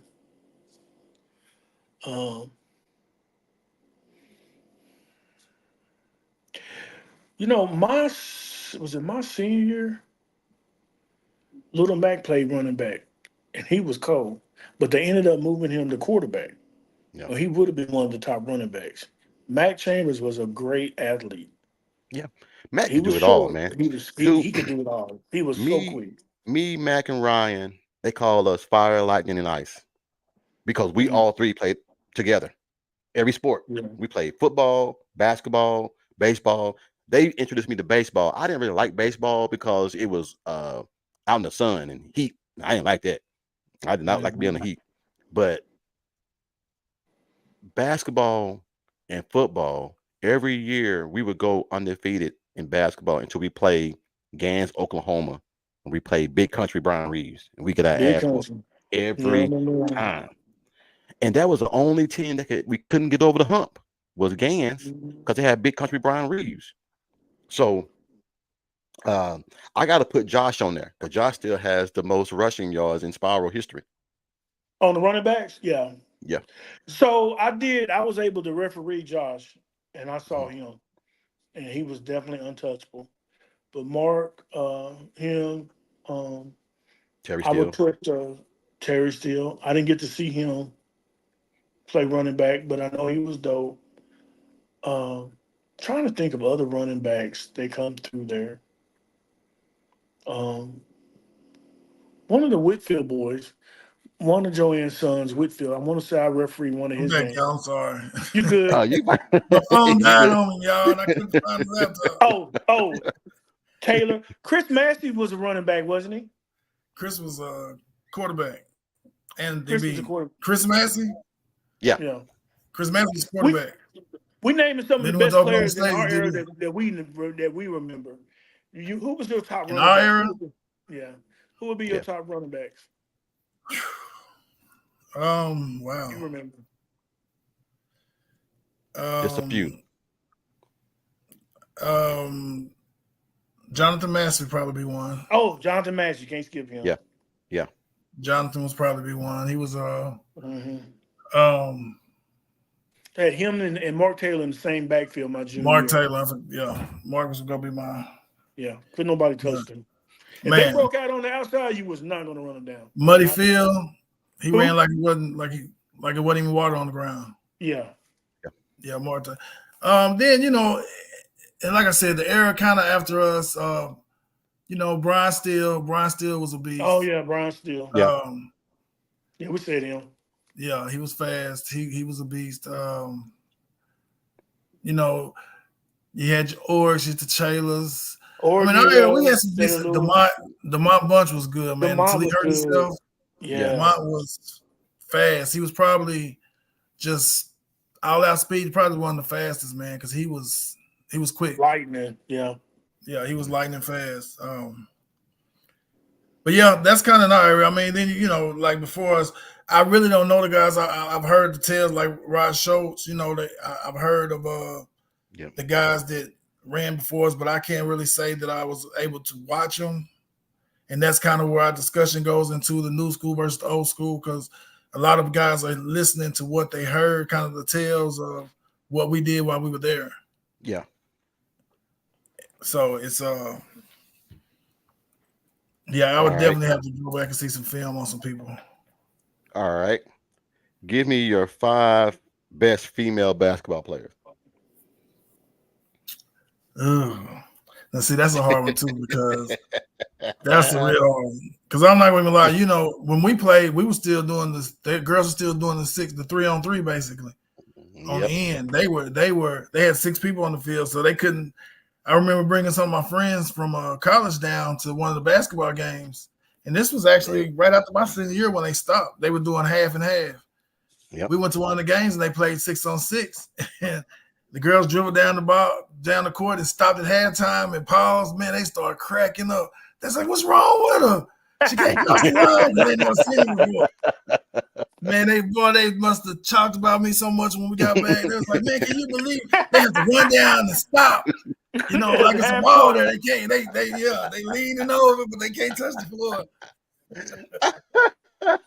Man, they talk bad about me. Hey, I would put your sister on that list. Kim Who? Walker. Yeah. Kim was and Trina. Trina Burrs. Oh yeah.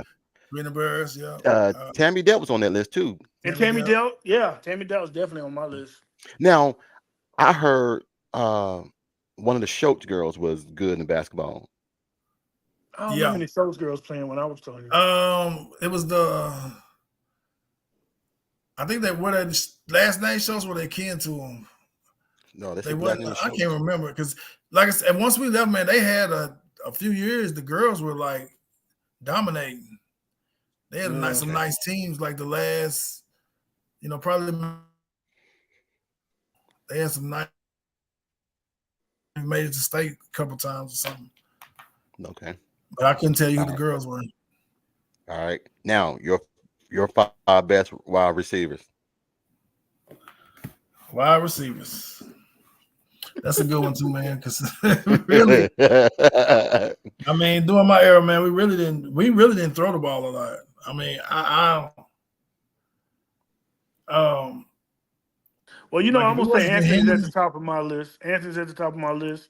He and Henry Yeah. Bird still hold the state record for the longest touchdown reception against Ulaga Yeah. for 99.5 yards Dang. touchdown. Ulaga. I Yeah. was and there. that was the thing. I was fortunate enough to have a good quarterback like Henry because he could throw the ball. And like you said, growing up, we were together from Head Start. Oh yeah.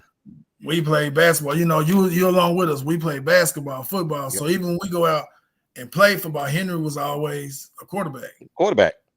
As Always. a kid, we already know who the quarterback. We didn't have that choose. Who's gonna be the quarterback? Henry. We know. I got you on that list. I got Gerard on that list. Who else I had on that list? I ain't got my list handy. You had Andre Walker on there, didn't you? No, I didn't have it on there. Andre Walker? on there? Yeah. Andre on there? I had now somebody had told me I had Tevin Walker. I mean not Tevin, not Tevin, Michael's son. Michael Walker. Yeah, his son Michael was on Walker that played list. receiver, didn't he? That Michael played headhunter and safety. Yeah, he's in safety, sure. He wanna hurt you. He don't want he wanna knock you out of. Michael hit somebody one time, man, and dislocated the little boy's shoulder.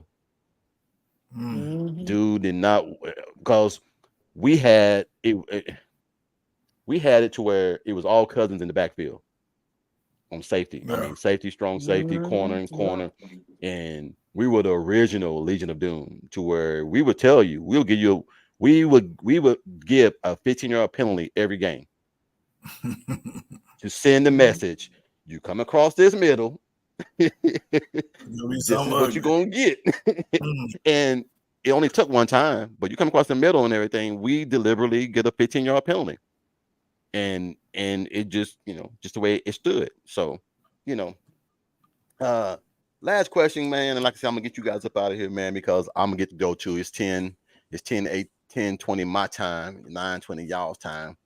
Wanted to ask you guys one very important question, man, is if luck struck and you guys could go back and coach at Spyro, who would be on your coaching staff? If y'all could go back and be a coach, who would be on your coaching I would staff? say for me, definitely Coach Bunch would be one of my coaches. He was actually, when we came in, when he got the head coaching job, we was his first crew for him being a head coach. And just he would definitely be on the staff with Coach Blankenship. I think Coach Blankenship did a phenomenal job while he was here, because he actually trained the coaches that were under him. And there's a lot of coaches that piggyback what he's done, and they've learned a lot from him. So he, and then, like I said, this is just my era. Then I got to have my guy, Coach Cloud. I'll find something for him to do. Coach Cloud. You know what, man? He gonna be one of the That name is so long. coach. He was the Coach cool, Cloud. calm, collected guy on the sideline. Coach Yeah, Cloud, baby. That's my guy. yeah, Coach Cloud. You know a coach, man, that don't get no love, man, that everybody said that was real hard on people, man. And I'm gonna go ahead and give his flowers, man, because when I say this name, y'all all are gonna know who he is. Coach Underwood. Mm. Coach So Underwood. we never had Coach Underwood. Coach I didn't Underwood have got him. a bad rep, man, for being a tough stickler for the rules, man. Is Yeah. if he says practice is at 6, damn it, it's at 5:50. It's at 5:50. And if you there at 6, we You all late. running. So we all caught on to it. When he says practice is at 6, we all know. All right, damn it, have your asses here at 5:45, or we all gonna run. But that You know dude another was cool as hell, man. Yeah, who? Coach Branscombe. Dude, Coach Branscombe. Yeah. Coach Branscombe. When he came on, so Coach Blankenship left after my senior year. I was the last class to have Coach Blankenship. Hmm.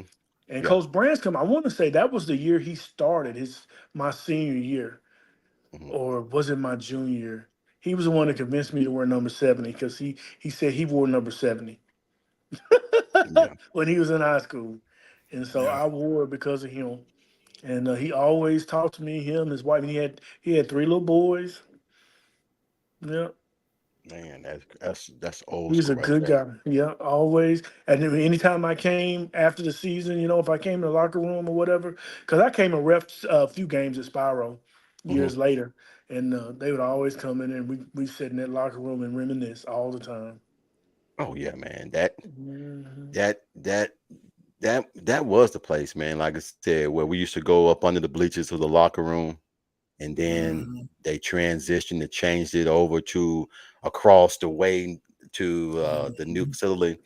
So And I I don't know if when you I go back, remember it burned down. That they somebody set really, that field house on Yeah. fire. That my senior year. After my fourth game, right after the homecoming, somebody set it on fire, and we had to play all the rest of our games that year away. That was my senior, oh man, damn. 1989. Yep. Mhm. See, I But go wasn't ahead. I'm there. sorry. I had left. Yeah, you'd I was already already left. gone. I But left, somebody set it and on fire. It was one of the students set it on fire. Burned all the tapes, all the film. There was films of my dad playing football there at Spiral, all Burned of that stuff. everything. That's Yeah. whole stadium. wow, man, damn. Mhm. They had to redo it. They rebuilt it by the summer. By the time Anthony come through, they had already rebuilt that field house and everything. Who do you who do you guys who do you guys like? Are you guys kids in any kind of sports or coaching or anything like that, or everybody just coaching is done in the Eubanks family? So definitely, like I said, they're young. My oldest, she's big into the cheer, so she does Okay. competitive cheer. They travel and compete. That's actually where she's at right now. They're doing a cheer, which is to me too late for a 10-year old. But man, it's very demanding. It's kind of like the football and the basketball because they practice more. Um, but then my middle child is she's into gymnastics. We have her doing gymnastics now. She's 6, and then my son is 4. And yeah, he's right now he's not ready, but we're definitely getting him ready. He's bucking up. He's gonna be a delay bloom. I'm not. I really don't. This Texas football, man, these kids starting so early to me is crazy. Man, That they is starting at 6 and 7 years too. old, man. That is not my one for my child, and I'm not going. I mean, if he wants to play, that's fine. But at the same time, I'm not gonna be one of those parents to push him to get started. We gotta get this NIL money. No, that's not gonna Yeah, be me. I want him to do it yeah, because it's actually getting dangerous now. You yeah, know, these guys, everything's trickling down. The professionals, the college guys are hitting like the professionals, and the high school yeah. guys are hitting like college people because you got coaches, ex NFL players coaching high school, and all Teaching this old stuff that they're habits. learning and bringing it down. So, yeah, Yeah, it's a lot. It's a lot. So yeah. all three of my sons were fortunate enough to play for one of the largest high schools and the largest class in Texas, in Mansfield, Texas. It was Class 6A, and Okay. they played every Friday night in front of 15 to 20,000 fans. They Oh all man. play football. None of them play anymore. My middle son played a little college ball out in California for a little bit, but right now the oldest boy, like I said, he's married and got a grandkid. He's in a industrial electrician right now. All three of them Okay. graduated from college. Second son's a firefighter paramedic for the city of Dallas, Oh man. and third son, baby boy's he's a banker, works for a large bank here in Dallas. It's a nationwide bank. I need to So come get me they're a all loan then. Need to come get me a yeah, loan. yeah. He's the one. Hey, Come be no careful when man. you go to him, now, 'cause he will tell you. Yeah. He No will tell man. you your options. Look, we just Amy wanted this new house, and it's just me and her. Mm. Our kids are grown. Alicia's 27 and Jasmine, she'll be 22 here in a few more weeks, few more months. Nice, nice. And and two girls. And man, whew, I would love to have boys. Boys are so easy, but girls, man, are just so hard, man, because it's I'm always in protect mode.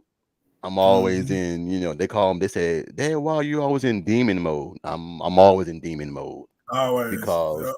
I know what the boys are looking at. I know what they want. And I'm in Hmm. demon mode. So I'm just and beautiful girls, man. So I'm always when we're all together, I'm looking behind, looking at everybody. So I wish I would turn around and look at me, I am the So same way. I'm the same. Like I well, said, Who is these this? yeah, girls wearing this cheer it's stuff now. coming. Yeah. It's And coming. see, like I said, mine's 10, but when the makeup and stuff they make them put on and those little cheer Man, skirts and look, stuff they wear dude. with them competitions, I'm looking like, who looking? Who looking? I don't care. Good. Especially because Hey, she 10. I know he a pervert. So I'm like, she 10 years old. Let me get you looking. dude, let me tell you this. We went on a softball traveling team. We was in Tennessee playing at the it was Pigeon Forward. We were playing in the girls champion World Series softball. And Hmm. we went to this restaurant, and one of the coach's daughter was like 4 years old. So when the girls go to the bathroom, when the daughter want to go to the bathroom, I make sure all the girls go because we Okay. don't want you know this group going, this group going. Isolated. Yeah. You all go. Well, the owner of the restaurant, dude, it started a riot because he didn't want all the girls in the bathroom. He went in the bathroom, started pulling out girls. What? Yeah. While the youngest one, which was 4, was on the stool. So when the door flung open, everybody in the restaurant could see it. That dad came unglued. And I'm I sure he mean, did. I would have it too. wasn't no talking. It wasn't no talking. It wasn't no, he just ran up to him, grabbed and started hitting. Mm. And I say that because we live in a world right now, man, is that you're right, Anthony. There are some sick ass guys out here, man, that Hmm. are preying on these young girls and Right. young boys. And Yeah. like I said, there ain't no parents like us no more. My mom and your mom and y'all dad and everything, we all were brought up the old fashioned way. You know, Yeah. when grown folks talking, you shut your mouth. I'll go in Right. another room. Meet me in Go in another another room. room. Yep. Go in a room. When I tell you do something, I mean now, not when you want to. Hmm. So all that I'm saying is to say this is that I'm scared right now, man, because we live in a world right now, man, to where social media and all this stuff and everything, man, is destroying our kids because it's giving them a false hope of what's really out there. We know what's really out there. What's really out there is some crazy, creepy shit. And we Yeah. try to protect our kids. But social media, man, gives them a false hope of, oh, well, no, it's not like that. It's like this. Hmm. Right. So, Anthony, do you allow your girls to get on social media? um, they do YouTube, but not. Um, I guess I can't say they do because they do that Roblox and they're talking Yeah, to different kids, and yeah. that's we monitor it though to know who all their friends are, but. It's like the Facebook, Twitter, and that stuff. No, they're too young for that. And actually, just my 10-year-old. Okay. Well, no, I take it back. They all play Roblox. Yeah. Well, my Yeah, granddaughter plays Roblox, but we have it monitored, and I do it on her tablet to where a yeah. passcode is required, and you only get out of the whole day, you might get 2 hours. I'm not So gonna much let you be time. on the damn thing all day and let social media and let the tablet raise my grandbaby and everything. And like I said, I'm retired now, so my wife is like, okay, I'm getting in the habit of spending more time with my granddaughter because I used to always be focused on other things. And I'm not a great granddad, but I'm a protective and an outstanding granddad to where when she wants to do something, I'll do it. But I'm Right, learning as myself as you guys is that all my kids are grown. So I have to be a dad all over again to my granddaughter. But times have changed because what I would like to do to my kids back then, she's like, Grandpa, what's that? What's freeze tag? What's hide go seek? What? You don't know what that is? right. you Yeah. know, she said, Grandpa, why should I go hide in the house somewhere? I was like, I'll come find you. But why? And I'm like, never mind. Just go give me just go give me tablet. Right. You know, you try to spend time with them, but it's not their type of. So but no, Anthony, it's coming. It's coming, man. Your Oh, I your your already know. 10-year-old is going to be a teenager here soon. Right. So Yeah. Jason just jumped in. But no, that's you'll get there. And when you get there, man, it's gonna shock the shit out of you because Chris's kids is grown, my kids are grown. You're the only one, man. They got the little babies in the house and everything, man. So get ready. Right. It's coming. It's coming. Yeah. I And already and know. and so let me see if Jason want to come in here, man, and spend time with you guys real quick. Jason is another guy, man, of Hall of Fame sports, man. He's one of my partners, man, that I like to always let him come on and show love and everything, man. He's a real big OU fan. He talks a Yeah. lot of noise, talks a lot of trash. Yeah. I Oh remember yeah, somebody just mentioned something about Josh Blankenship's Josh gonna coach his Blankenship. son. And Yeah, Josh was when he was in Spyro, he was probably 3 years old running around. That's yeah. funny. Them little boys running around, and now But they're it's all nice to grown. know, man, that Garrett Adam, and yeah, all these guys, they know a lot of people that we know Right. in the McAllister area and the Broken Bow area and all that and everything, man. So that means a lot yeah, and everything, man, because it lets them know that this is family that we're talking about and they know who we're talking about. yeah. Where's he So coaching? Did he say where he was coaching at? He just said he coaching his son. uh Is that let down in me go Clay? see. Let me go see. Let me add. Hey Garrett, where's that at, Garrett? Where's Josh coaching at now? Mm-hmm. Uh Is up he'll in let me know. Tulsa? He'll let me know. I think I'm trying to figure out where's Paul coaching at? Broken I Arrow. think Paul. I think Paul's a principal now. I think he retired from coaching. Did he? Still at Owasso. Is that where he was at? He was in Owasso, yeah, but Owasso. I think he left when Blankenship left. I could be wrong. To Broken Arrow. I think Oh, I thought Paul was still coaching. he may be. I may be wrong. I may be wrong. Isn't Coach Garner at Broken Arrow as well? I Coach think Garner so. was at Broken Uh Arrow. Coach Garner's old, man. I don't know why he's still coaching. He's Ah, well, I hate saying that, but I'm just saying, no, dude, he's probably in his 60s. He's probably in his he 60s. was in, no, he was in his No. He's he was got to in be his older than 30s and that. 40s. He was in his 30s and 40s when I was in high school. Right. He couldn't be 30, in his 40? 60s. He was 34 when he was in high school? He was in 30s or early 40s when I was in high school. And I've been out. Whew. He can't be in his 60s because we almost in our 50s. I mean, we in our, we in our 50s. He Good was a Hey, point. kid coaching us. he got to be older than that. He You're got to be right. older than that. Because he came to Spiral from Biggs. He had coached at Biggs Yeah, before he came over there. So I don't know how long he was over there. And that's been what, 35 years ago? At least. yeah. And 30, 34 for me. Bags is a team that beat us in high school our senior year in the state championship, not the championship, Basketball. but the first round of state in In basketball. Oklahoma in Mm. basketball. Biggs, Oklahoma. The Well, see, boys here's come the out. thing. A lot of these places, man. Like I said, we were playing teams like Sallisaw, Poto. We did play Broken Arrow. We played Broken Bow. Broken Bow, Yeah. Idabel, Idabel, Hugo, Hugo. Hugo. Uh, Kawita. Played Kawita if I yeah, ever told. We yeah. played Kawita. Wagner. I remember playing Wagner. Wagner. Mhm. Yeah. Like I said, all these schools, man. And like Pastor I said, Hall. yeah, we played a pickup game in when I was at Jacksonville. When I was at Jacksonville. Welcome to the show. What's going on, Jason? What's going on, bud? I think you muted. I think you muted. All right, take your time. We played when I was at Jacksonville, we played a pickup game or a scrimmage game against Tulsa Union. Oh, really? Yeah. And it was a good game. It Was was a darn Blankenship good the game. coach then? No. No, he was at Edmond. That's right. Yeah. He Yeah. left Spiral, went to Edmond for a few years, and then he went over to Union. What's going on, Jace? Still muted, man. I don't know. Take your time, man. Take your time. Take your time.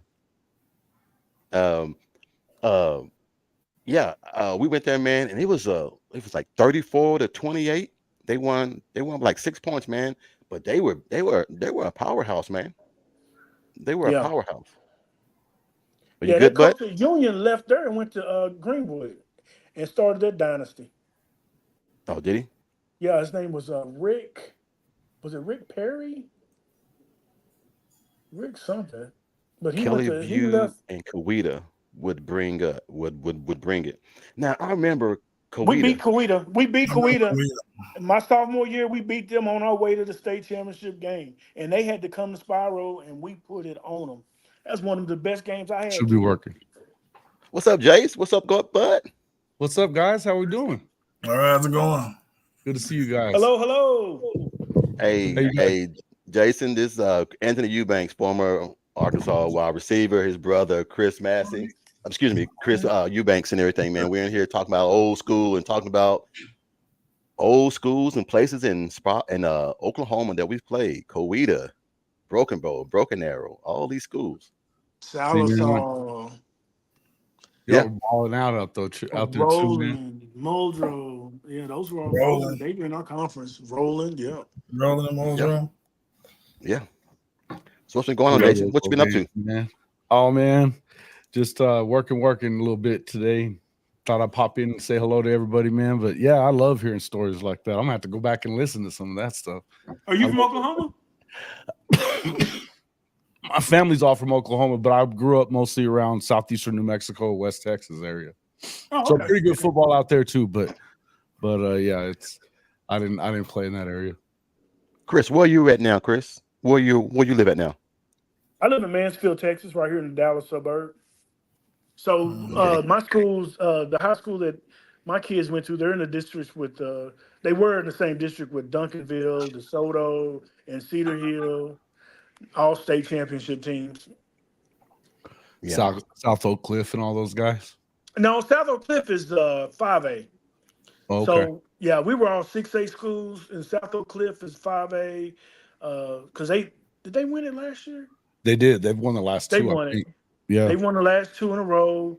Mhm. One of them lost. But Duncan, don't they play? They play Duncanville every year, don't like the first game, first and second game. Yeah, they played Duncanville and DeSoto and lost. They lose to both of them. Yeah. Yeah. Some good football out there, though, man. The Metroplex, yeah. man, they play good football out there. Duncanville played a school out of Baltimore, Maryland last week, and it went down to the wire, but they beat them. But it was a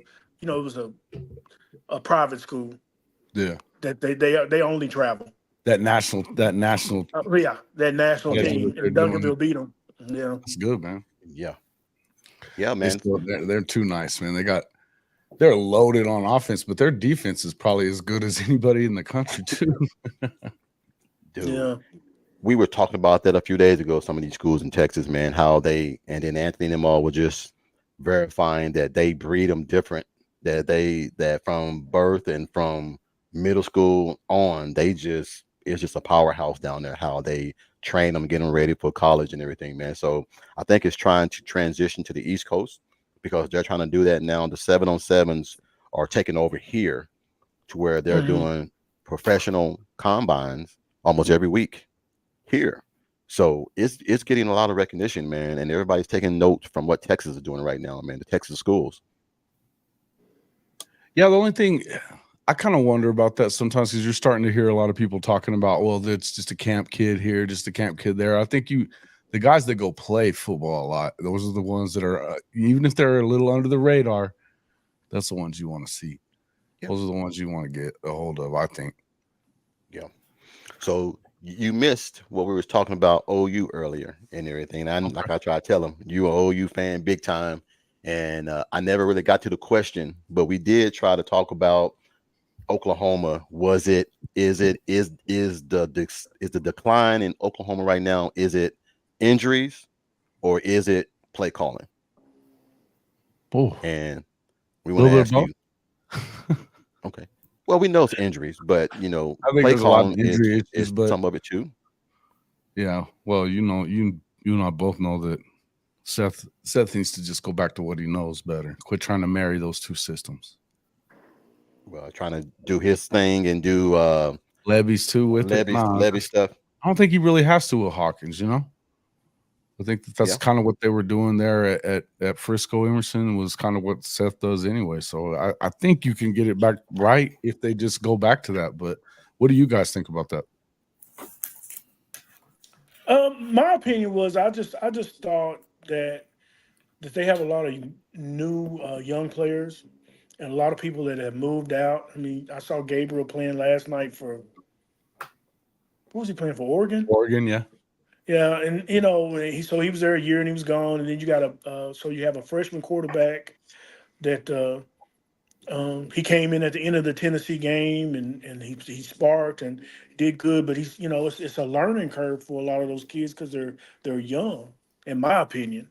And then like you said, you got a coach who's in his second year as a head coach, so he's trying to develop his own system in there, and so I think it's a multitude of things that's kind of hurting them. They do have the talent, though.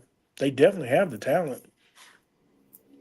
Anthony, you being a former SEC player, is there a learning curve from the Big 12 to the SEC?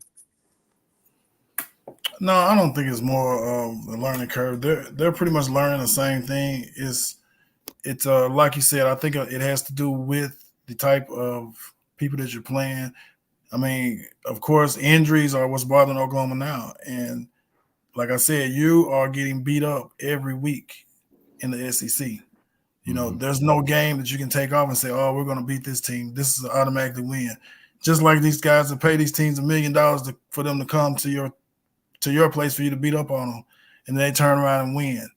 It's so much talent out there now that it's not so much of I got to go to this team. I need to be at this team. You can really go to any team because with them being able to pay these players, you get you about 4 good guys to come add to your team. That can change your whole team around, change your whole season around.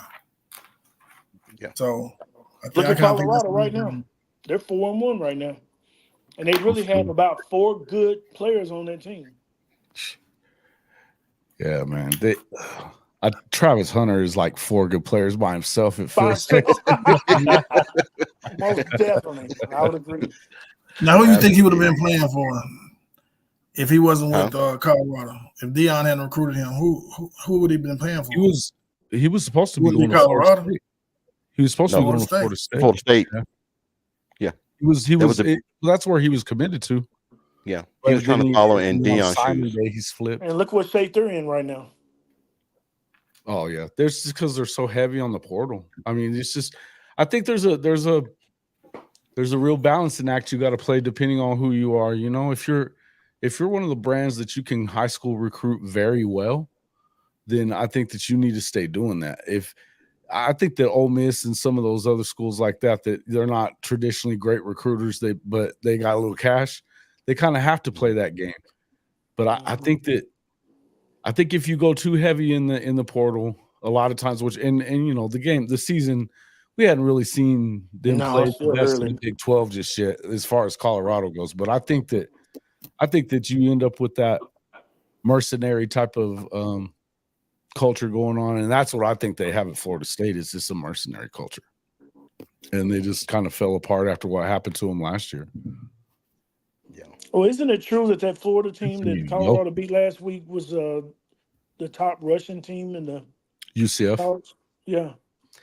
Yeah, that's Gus Malzahn and them. They got KJ Jefferson plays for them this year now too. Yeah. Oh, Gus is an Arkansas guy. I knew him personally. Yeah, Gus is. Yeah. Mhm. Yeah. Well, I mean, I didn't know that if till I saw the you game look, What's say that? what? I mean, I didn't know that until I saw the game yesterday. When I saw the Jefferson, I said, because I thought he had left to go to the pros. I guess I realized he did have one more year. He was He's a shot. stud too, man. He's a Yeah, he's a stud. stud. Too. I think it was kind of a good. It's a good fit for Gus. I think. I thought it was going to be a perfect fit, but they got. I don't know what happened in that game. I haven't got to watch it yet, but I keep hearing that you had Travis had a pick and a touchdown on offense. Yeah, I watched it. He's a dog, man. That kid. And they ran the ball. Anybody else being the Heisman winner if he keeps on doing anything close to this for the rest of the year, right? I just worry about him because he's so light. I mean, what is he, 175? If that, he's light. Yeah, he's gonna have to. Well, But he's when he goes to the next level, he's gonna have to put some more weight on. He's gonna have to. Most definitely. Yeah, Because I'm worried about. I thought CeeDee Lamb was like that. now.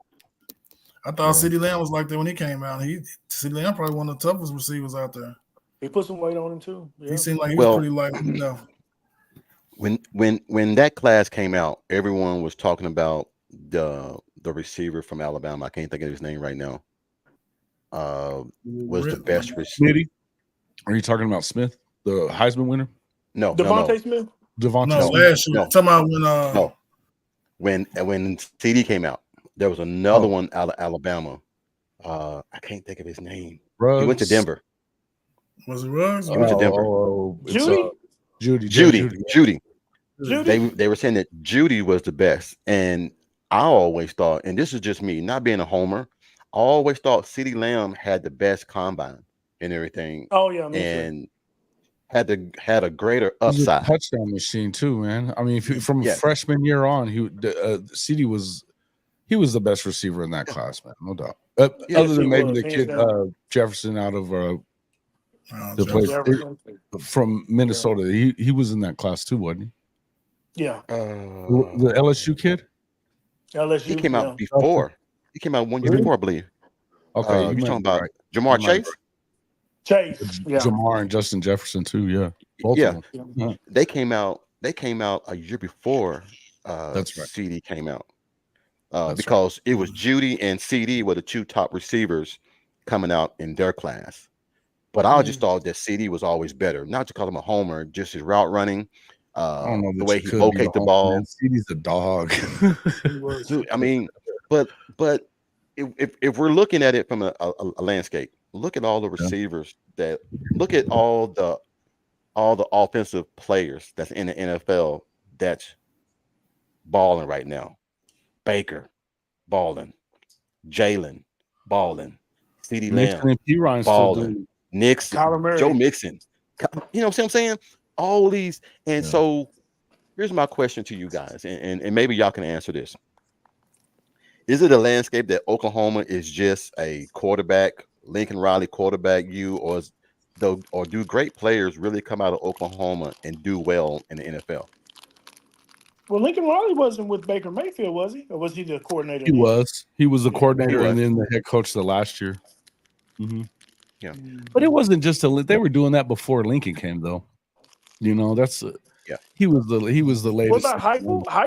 Heupel was in there, and Heupel. You had, I mean, before Lincoln ever got there, you had Jason White win it, and then Sam Bradford, Landry Jones. I mean, they had guys that were getting it done as far as quarterbacks. And you think about guys like Dede Westbrook, and you know, if Dede hadn't gotten hurt, that might be the best receiver. I think he's the best receiver ever at Oklahoma. Yeah, he was cold. Yeah. He was cold. He was a beast, and to be a Mark Clayton, that guy was a stud too, man. Oh yeah, damn. And wasn't Mark's from Oklahoma, isn't he?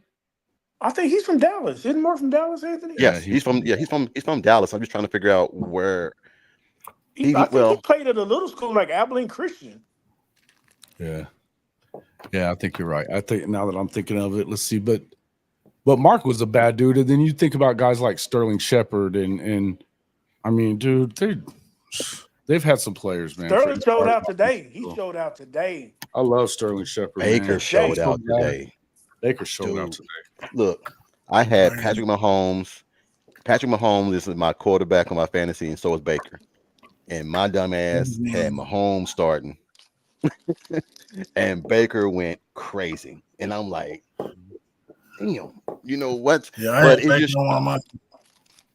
it just shows, man, is that I'm hoping, man, and like I said, the season's not over, but I'm really hoping to see how this team is when Michael Hawkins has all his weapons back and the defense gets better and better. I think that's when we're going to see the high side of how good Oklahoma can be when the receivers get back. Let me ask you guys too. I think it feels like they've got guys that are super talented that are just young right now. But I think that this opportunity that they're getting, which it's rare that you see this many guys go down, but that should accelerate their learning curve, right? I mean, to be able to get out there and get time in the SEC against some of these other, because you're going to get. That's the thing. The secondaries in the SEC, they talk about the trenches all the time. The secondary guys in the SEC are insane. Insane. They always get drafted. And we play Texas this week or next week? Next week, 2 weeks. Next week. Yeah. 2 weeks. Next week. Oh, wait. And that's one of the things I was talking earlier about OU is that their backups. I don't think their backups are as ready as they should be. The receivers and stuff. Yeah. Or all of them. Because, Well, Yeah. they're going to get some playing time. well, and that's the thing, they're going to mature real fast. Well, They're not playing.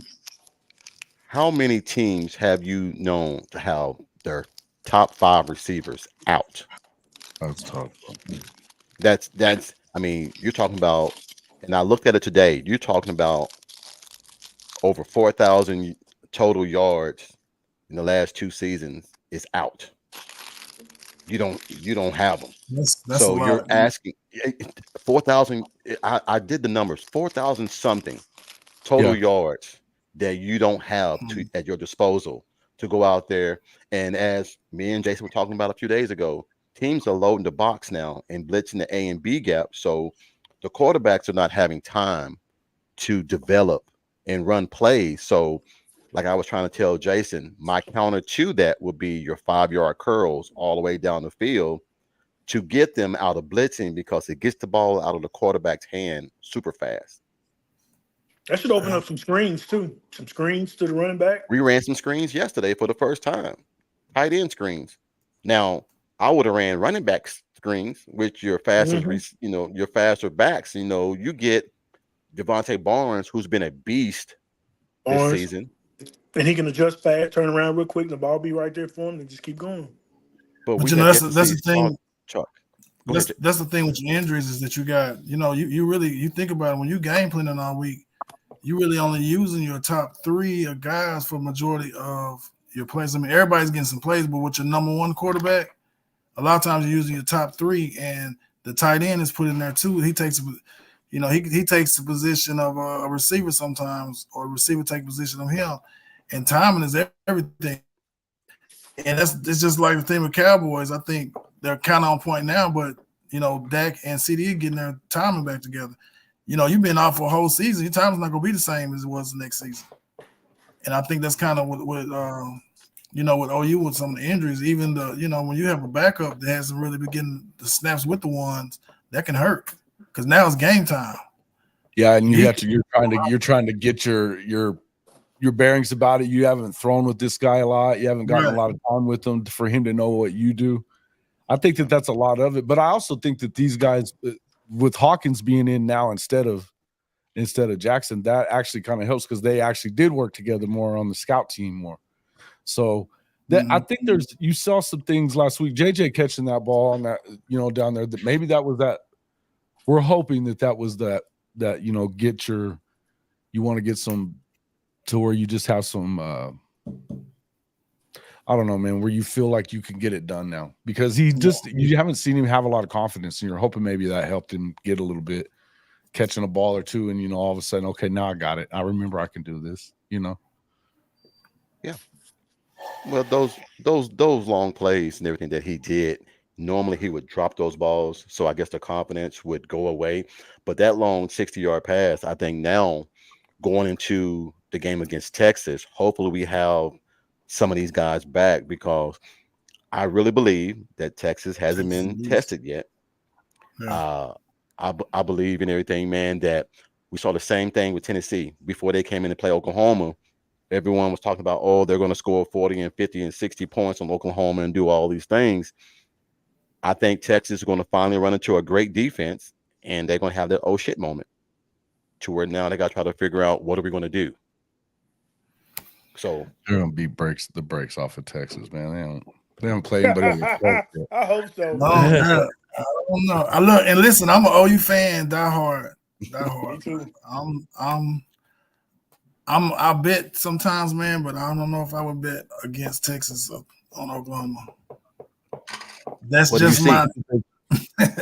I mean, mean, Texas- I understand why everybody feels that way right now because they have looked good, but it's like, man, when they play somebody with a pulse now and somebody that has a defense like this, the only thing they talk about Michigan, but the thing about Michigan is they didn't have an offense that would even test what they have on defense. That's a fact, that nothing, because they were trying to get some stuff done and they new quarterback, knew everything. I don't know, man. I just feel like this is that you got that game. one They're name like back there throwing that ball.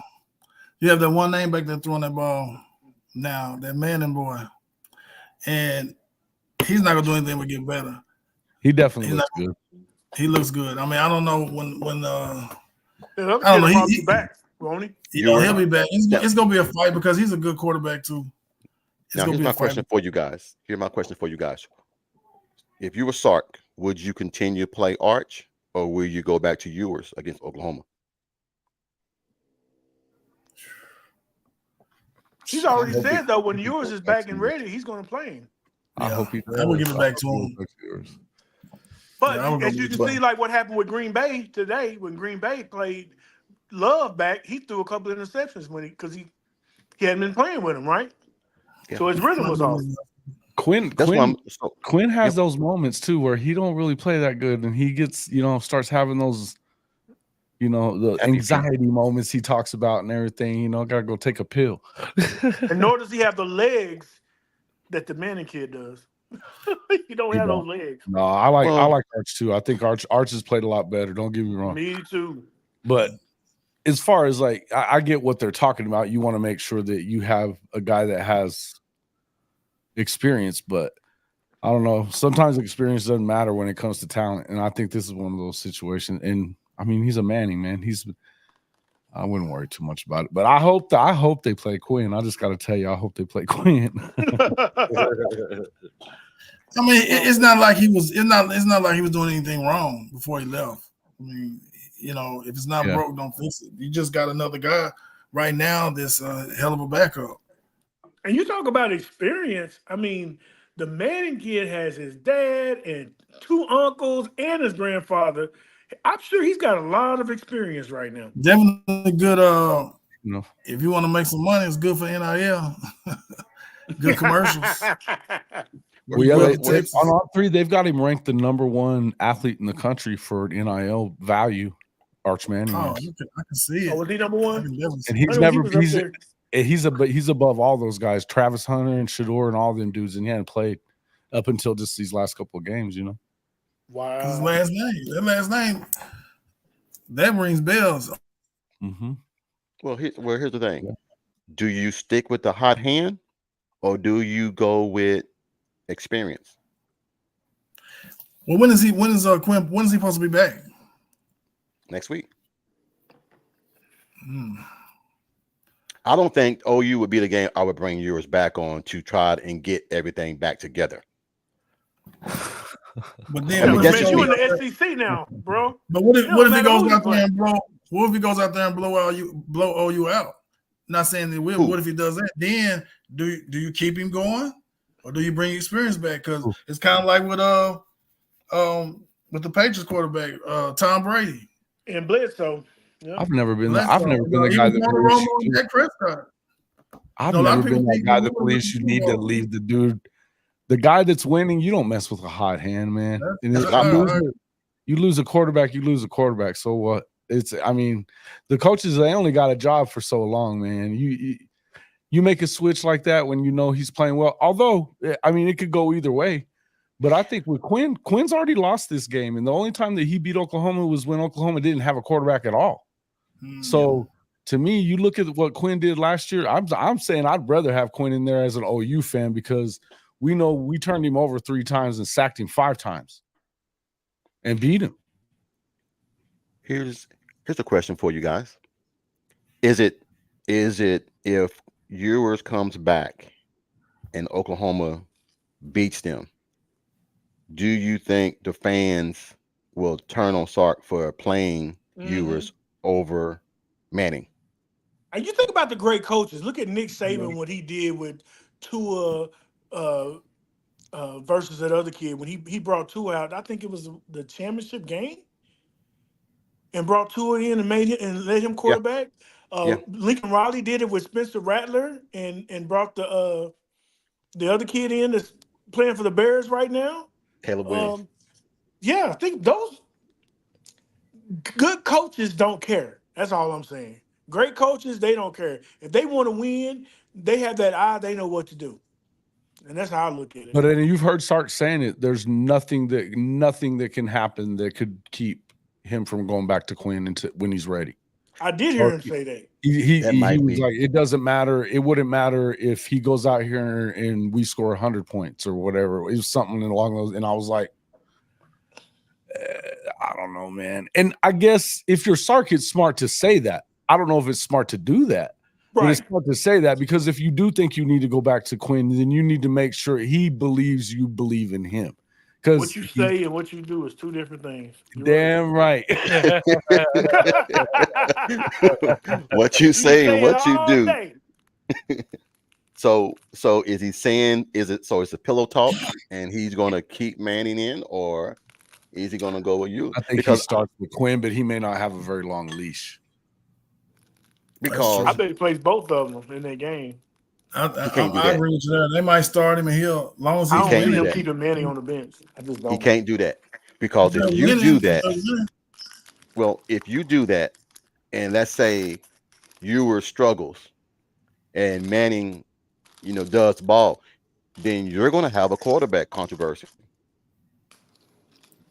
because now you're going to have to sit Ewers and play Manning. Say Oklahoma. Are you under the impression that this hadn't been going on already? Huh? Are you under the impression that this already hadn't been going on in Austin? Because it has. Well, I know it's been going on. I know it's been going on. The fans been wanting Manning since the beginning of the season. Yeah, that's been a talk all over the season. Yeah, and if he has to back up and come in and win a game, if he does that, I don't really think it's going to be some controversy, but. I mean, I would go ahead and start Manning because he's been winning. You bring in the other quarterback and he struggles, and you bring Manning back in, he's winning. I mean, that's how you save your season. Well, see, if you do that, if you do that pull and plug, then that slows down the momentum of the game as well, because now you're going from a struggling or stagnant offense to an offense that's moving the ball, and then you're going back to it. So, if I'm a coach, I stick with Manning until he makes a mistake, and then I'll go back to Ewers. You have that luxury of having 2 good quarterbacks, so why not stick with the hot hand? I think if you don't start Ewers, then you probably lose Ewers. What are they gonna do? Transfer? It's the last season. I mean, if you needed him later, say you get Arch hurt or something like that, then you might have already lost Ewers. You know what I'm saying? For the rest of the year, I'm saying mentally you've lost him. Yeah. Because he's already mentally fragile, man. We know that. That's a fact. That he was talking about it before the game. That was a lot of the talk that they were having during the game last year, was that he struggles with having those moments of he's just has a lot of anxiety. So why did he come back then? Because he could have gone pro last year. And he should have. I think that was the worst decision on his part. Worst decision. If they don't do everything that Like right now, everybody thinks that Texas is a real contender. I'm gonna tell you they're not. But that's it. You know, that's coming from an OU fan. So say what you will. But if I they agree don't with go you. through and do what it feels like they need to do, is for, and you got to think about it. All those guys that they lost, and they didn't win it last year. You know, but they were better last year. They were definitely better last year, all the way with around. Worthy and The guys. But look, you got to think too. You got to think that he knows that he knew that there's a possibility he could get hurt this year, and man, or there's a possibility that if he struggles, Manning is going to take over because he know who his competition is and who he's been going against all last season. So my thing is, if something happens and Manning takes over, you're at the end of your career now. So either you're going to be an athlete, suck it up, and when at the time comes and you get back in there and you show out to keep your stock up, because he's already built some stock. He's going to go free agent. He'll get a shot. So my thing is, are you going to build your stock up and play and get a chance, a shot, get more film, or are you going to get over here and sulk? Because they're going to read all of that. When it's time to play, it's like, oh, this guy here, he hasn't played in 4 games. He gets in, and now he's sucking, and he's not playing. That they don't want the type of guy on the team. That's going to drop his stock. So he can't leave now. So what can he do? He knows his job was in jeopardy. Get ready for the combine. More money on that UIL. That's why. Yeah, get ready for the combine. That's what you do. Hire your agent. You're not playing. If he's really hurt, and he may be really hurt, you know, I don't know. Yeah, I think he is. Because they thought he was coming back this past week, and he kept saying he wanted to come back. If it's me at this point, if I'm Sark and I'm gonna go the other way, I'm just gonna be like, hey man, if I was you, I would just go ahead and say that you're gonna sit the rest of the year because of the injury. Get ready for the pros because we're not putting you back in. Because his stock is still pretty high.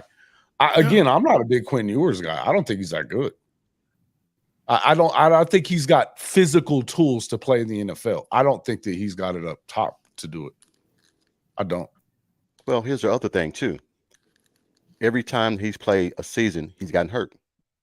Yeah. He's never played a full season.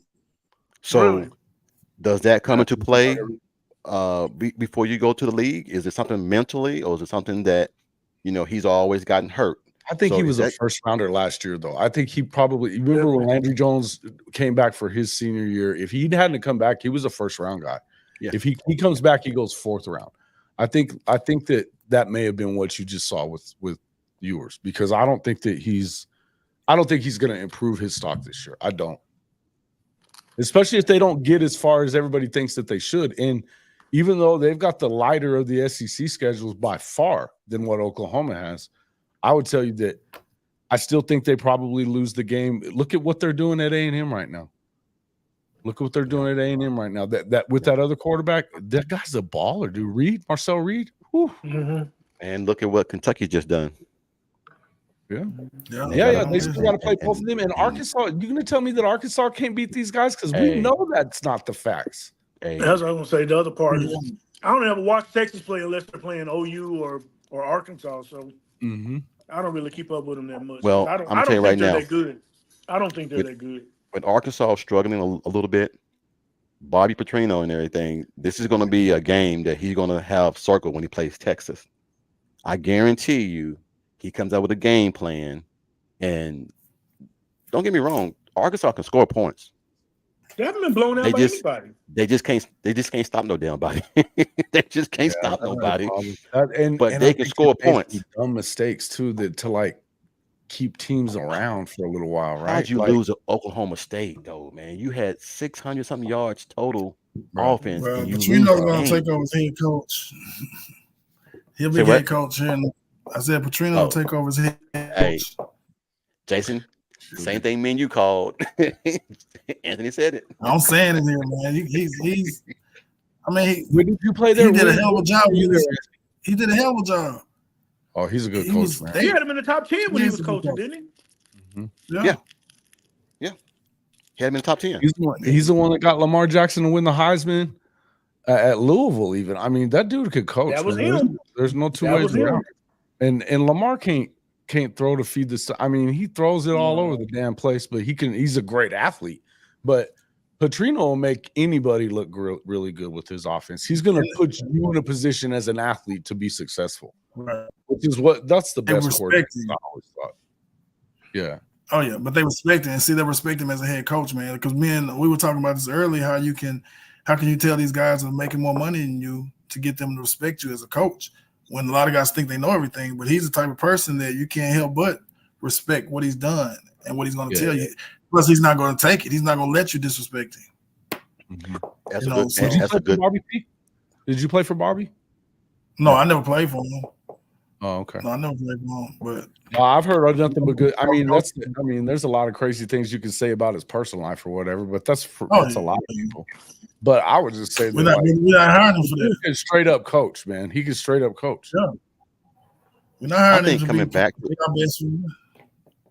Coming back to Arkansas, where the incident happened, I think he's more humble now. I think he knows that all eyes are on him and that it's about the X's and O's, because we already know that he's interviewing for that job, because Sam Pittman ain't gonna last long. That's why he's not gonna last long. I think that's why he came back. I mean, it's how are the Arkansas fans going to how they're going to take him coming back? You know, what's the feel? Are they getting hate mail? Are people saying he shouldn't be this, he shouldn't be that? You know, if they're getting, which I'm pretty sure they are, because you know his personal life really doesn't have anything to do with what he's doing on that field. I think people are going to accept him. They'll accept him as a head coach. Wins cure all things. Oh yeah, exactly. If you win, it cures all things. It cures all things. Yep. Absolutely. Period. Absolutely. Yeah. Well, I apologize, guys. I'm gonna have to jump. Go ahead. Oh no, go ahead, man. It's good to meet you, man. Most definitely. We have to do this again. Yes, sir. Hey, Chris, man, you take care of yourself, man. Hey, thank you for coming on, man, and showing the love, man. I appreciate it. We'll definitely do it again, man. Like I said, whenever you want to come on, man, just let me know. I'll bring you in, man. Y'all take care, man. All right, take care, bud. Yeah. All right. So no, Anthony. So who was your coach when you was there? Danny Ford. Danny Ford came in with him, and we left together. Yeah. So he was a sophomore when he came. He was a sophomore when he came. Yes, sir. Left together. Houston Nutt took over right after I left. Houston Nutt was a good coach. Houston Nutt was right after that. Then yeah. Houston was a good coach. He kind of got himself into hot water with the boosters, huh? Isn't that what happened with him? Yeah, Houston. Yeah. A lot of money up there. There's a lot of money. You know, we talk about NIL just like Texas, a lot of oil money. Arkansas has a lot of money up there too, man. And it's you know, I don't know how the politics go. Tyson, right? It's a lot of money up there. So, and Nutt is an Arkansas guy, so he knew a lot of people, but I'm sure he had already had a few enemies too. You know, him and his brothers. So, you know. Well, he was well known in the Little Rock area. That's why he used to go and get. That's how he got Darren. You know, Darren dad knew Houston Nutt personally. Oh yeah. Like I said, before you jumped in, Jason. Just last month, I saw Darren when I went back home to Little Rock, and I was telling him Darren McFadden to me is probably the best Arkansas running back to come out of Arkansas. They were so good, dude. They had, what was the other guy that was with him? I covered him. Felix Jones. Felix Jones. Oh, they were so good, and I was actually covering.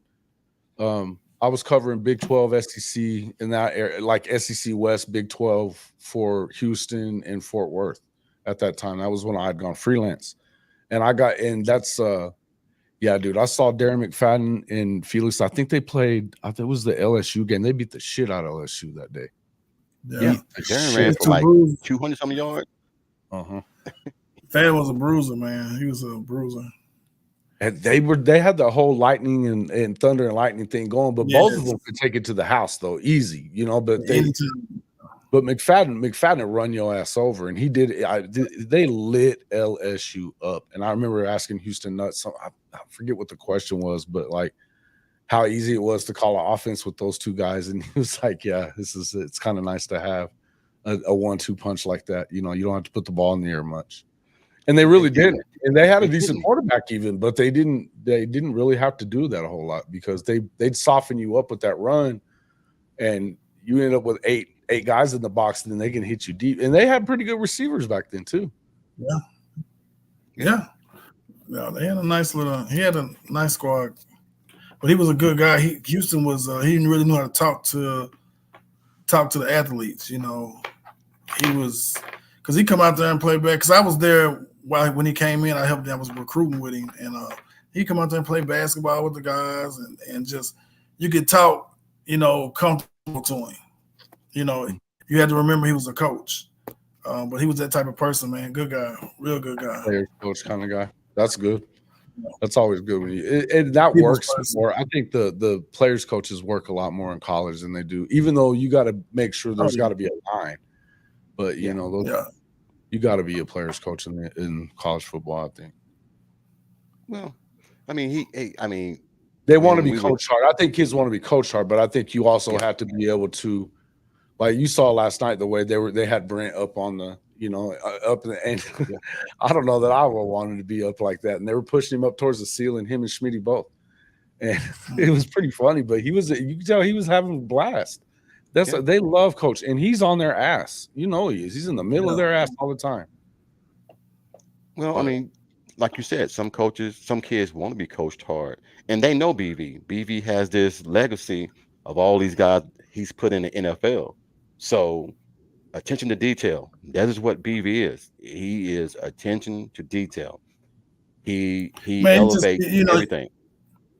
You just have to have a draw, like you said. You draw a line between the players coach and then the discipline. Kind of like we're talking about now, how the kids are being kind of baby, like we're old school. You know, the things that we were taught. It's kind of like the coaching. You know, you in high school, younger, you get into these kids' face, man. You got a lawsuit or one of these parents going to come try and jump on you. You know, you can't say certain things to these kids. They take it the wrong way. You hurt their feelings. You know, my coach said, I don't care about your feelings. You know what I'm saying? It's get out there and play. Yeah.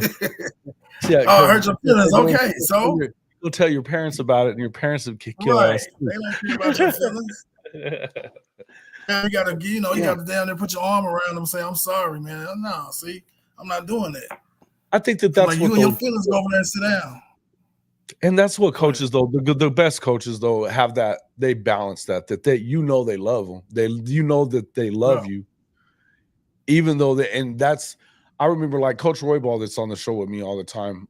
He's on my other show all the time, and he talks about it all the time. There was a guy that I met him when I first became a sports writer over here in southeastern New Mexico, and he had just taken the job. He came from Dallas Skyline. He'd been at Skyline for a while, and he was like, and he was rough on this one kid, and he ended up playing at Tech. Great athlete, but he wore his ass out like all the time. And I'm telling you though, that kid, every time he ever sees coach or any of the guys that he coached, he's coached some guys that went to OU, Texas, everywhere pretty much. But every time I've ever seen him around one of his old players, they all, no matter how long it's been, it's love you, coach. I mean, they just love him. And I mean, Coach Roybal is like he is on my show. He talks, he tells it like it is, he will be in the middle of you. But he's also makes sure that he lets you know that, hey, I love you, man. You know what I mean? He'll go and let you know later on that, you know, we're going to hold you to this. We're going to hold you to this standard. And that's what BV does. Is, you know, they make no mistake. If you're at Oklahoma, you know what the damn standard is. Yeah. Yep. Yeah. It is what it is. You got man. I know you came on late, but I'm about to get my butt off here in a few minutes, man. It's 11:20 my way, and I know Anthony's about to pass out. We've been going. Say what, Anthony? I said the kids made it home, so I'm gonna go and tend to them before they go. Quick question before you go. Well, man, this Quick question before you go. okay. Quick question. I might have asked you this earlier. Being a former SEC player, for what you've seen so far, do you think Oklahoma is what they've never said? Are they SEC ready from what you've seen so far? Yeah, I would definitely say SEC ready. They're I think if they had to play guy in the SEC maybe 8 years ago or something, I don't know if they would been as dominant as they were, but I don't know. I mean, they have some good recruits. I mean, Oklahoma recruit pretty good. They have some real good players, man. It's kind of hard to say. Like I said, it's the beating that they take every week, but Oklahoma's a pretty solid team, man. I definitely think they were SEC ready to come in. It's a change, man. It's just, like I said, you can't take a game off. You can't take one for granted. In the Big 12, you could. In the Big 12, you could. I mean, you say that you're not. Yeah, we're not thinking past this team, but at the same time, it happens. If you're playing somebody you've always beat, it happens. I mean, we played like when I was coming through that. Go ahead. No, I was saying that's what Teddy Lehman was saying too. That we got to the point as a program that we allowed it to make us soft. And we needed a guy like Venables to come back in and kind of re-energize and change things and rebuild. But I think you're right. I think you're 100% right. Yeah, because you go in, like I was saying, we were playing. If you finna play somebody like Vanderbilt, as we played, Vanderbilt wasn't as good. We considered them as probably a win. How a lot of people considered us as a win. But if we had them one week and we got Alabama the following week, we're already looking at on the low. We're looking at film for Alabama. We're kind of looking past Vanderbilt. I'm being serious. I mean, you might compare the person. I'm comparing the DB from Vanderbilt compared to the DB Alabama, and it's a difference. And sometimes they can work for you, sometimes they can work against you. But I guarantee there's some players doing that. But you really can't, because anytime Vanderbilt could have came out and just spanked us. So you really it's really right hard now. to do. Right. Yeah, they're actually pretty good this year. Not so bad. Missouri Missouri almost lost to them. I couldn't believe they got away with that one. Mizzou's trash. Yeah, man. Thank you for jumping in, Anthony, man. I really appreciate it, man. And like I said, the legacy, man, that we had at Spyro, man, and Fort Coffee, man, it brought Garrett out to where Garrett knew all the SIBOs and he worked for one of the guys that we went to school with. So it's nice that some of the guys that listen to the show every single day know the people that we're talking about, man. So it makes it more of a family type podcast to know that the subscribers and listeners know who we're talking about and everything, man. So that means a lot and everything. Oklahoma is rich with a great history and great men. I always enjoy hanging out. Thank you, Kimberly K. I appreciate it. But yeah, I'm gonna get up off of here, man. Anthony, man, thank you for jumping in. Jason, man, thank you for jumping in as well.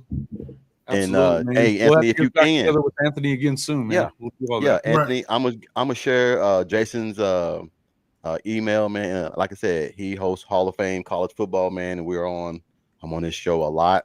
And man, come on, man. Like I said, to have a former SEC opinion on certain things, man, that holds a lot of weight, because we can definitely ask you some things that you've went through that maybe Oklahoma is going through right now. Yeah. Okay.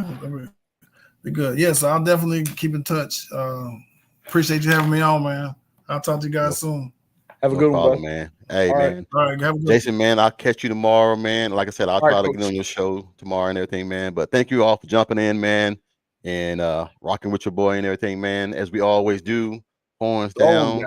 And if I could say, F your brand. The brand has finally returned. F your brand. Take care, everybody, man. Y'all have a good night. Thanks, Jason, for jumping in on me, but I appreciate it, man. Love you, Brand. Later. All right, take care, man. All right, bye.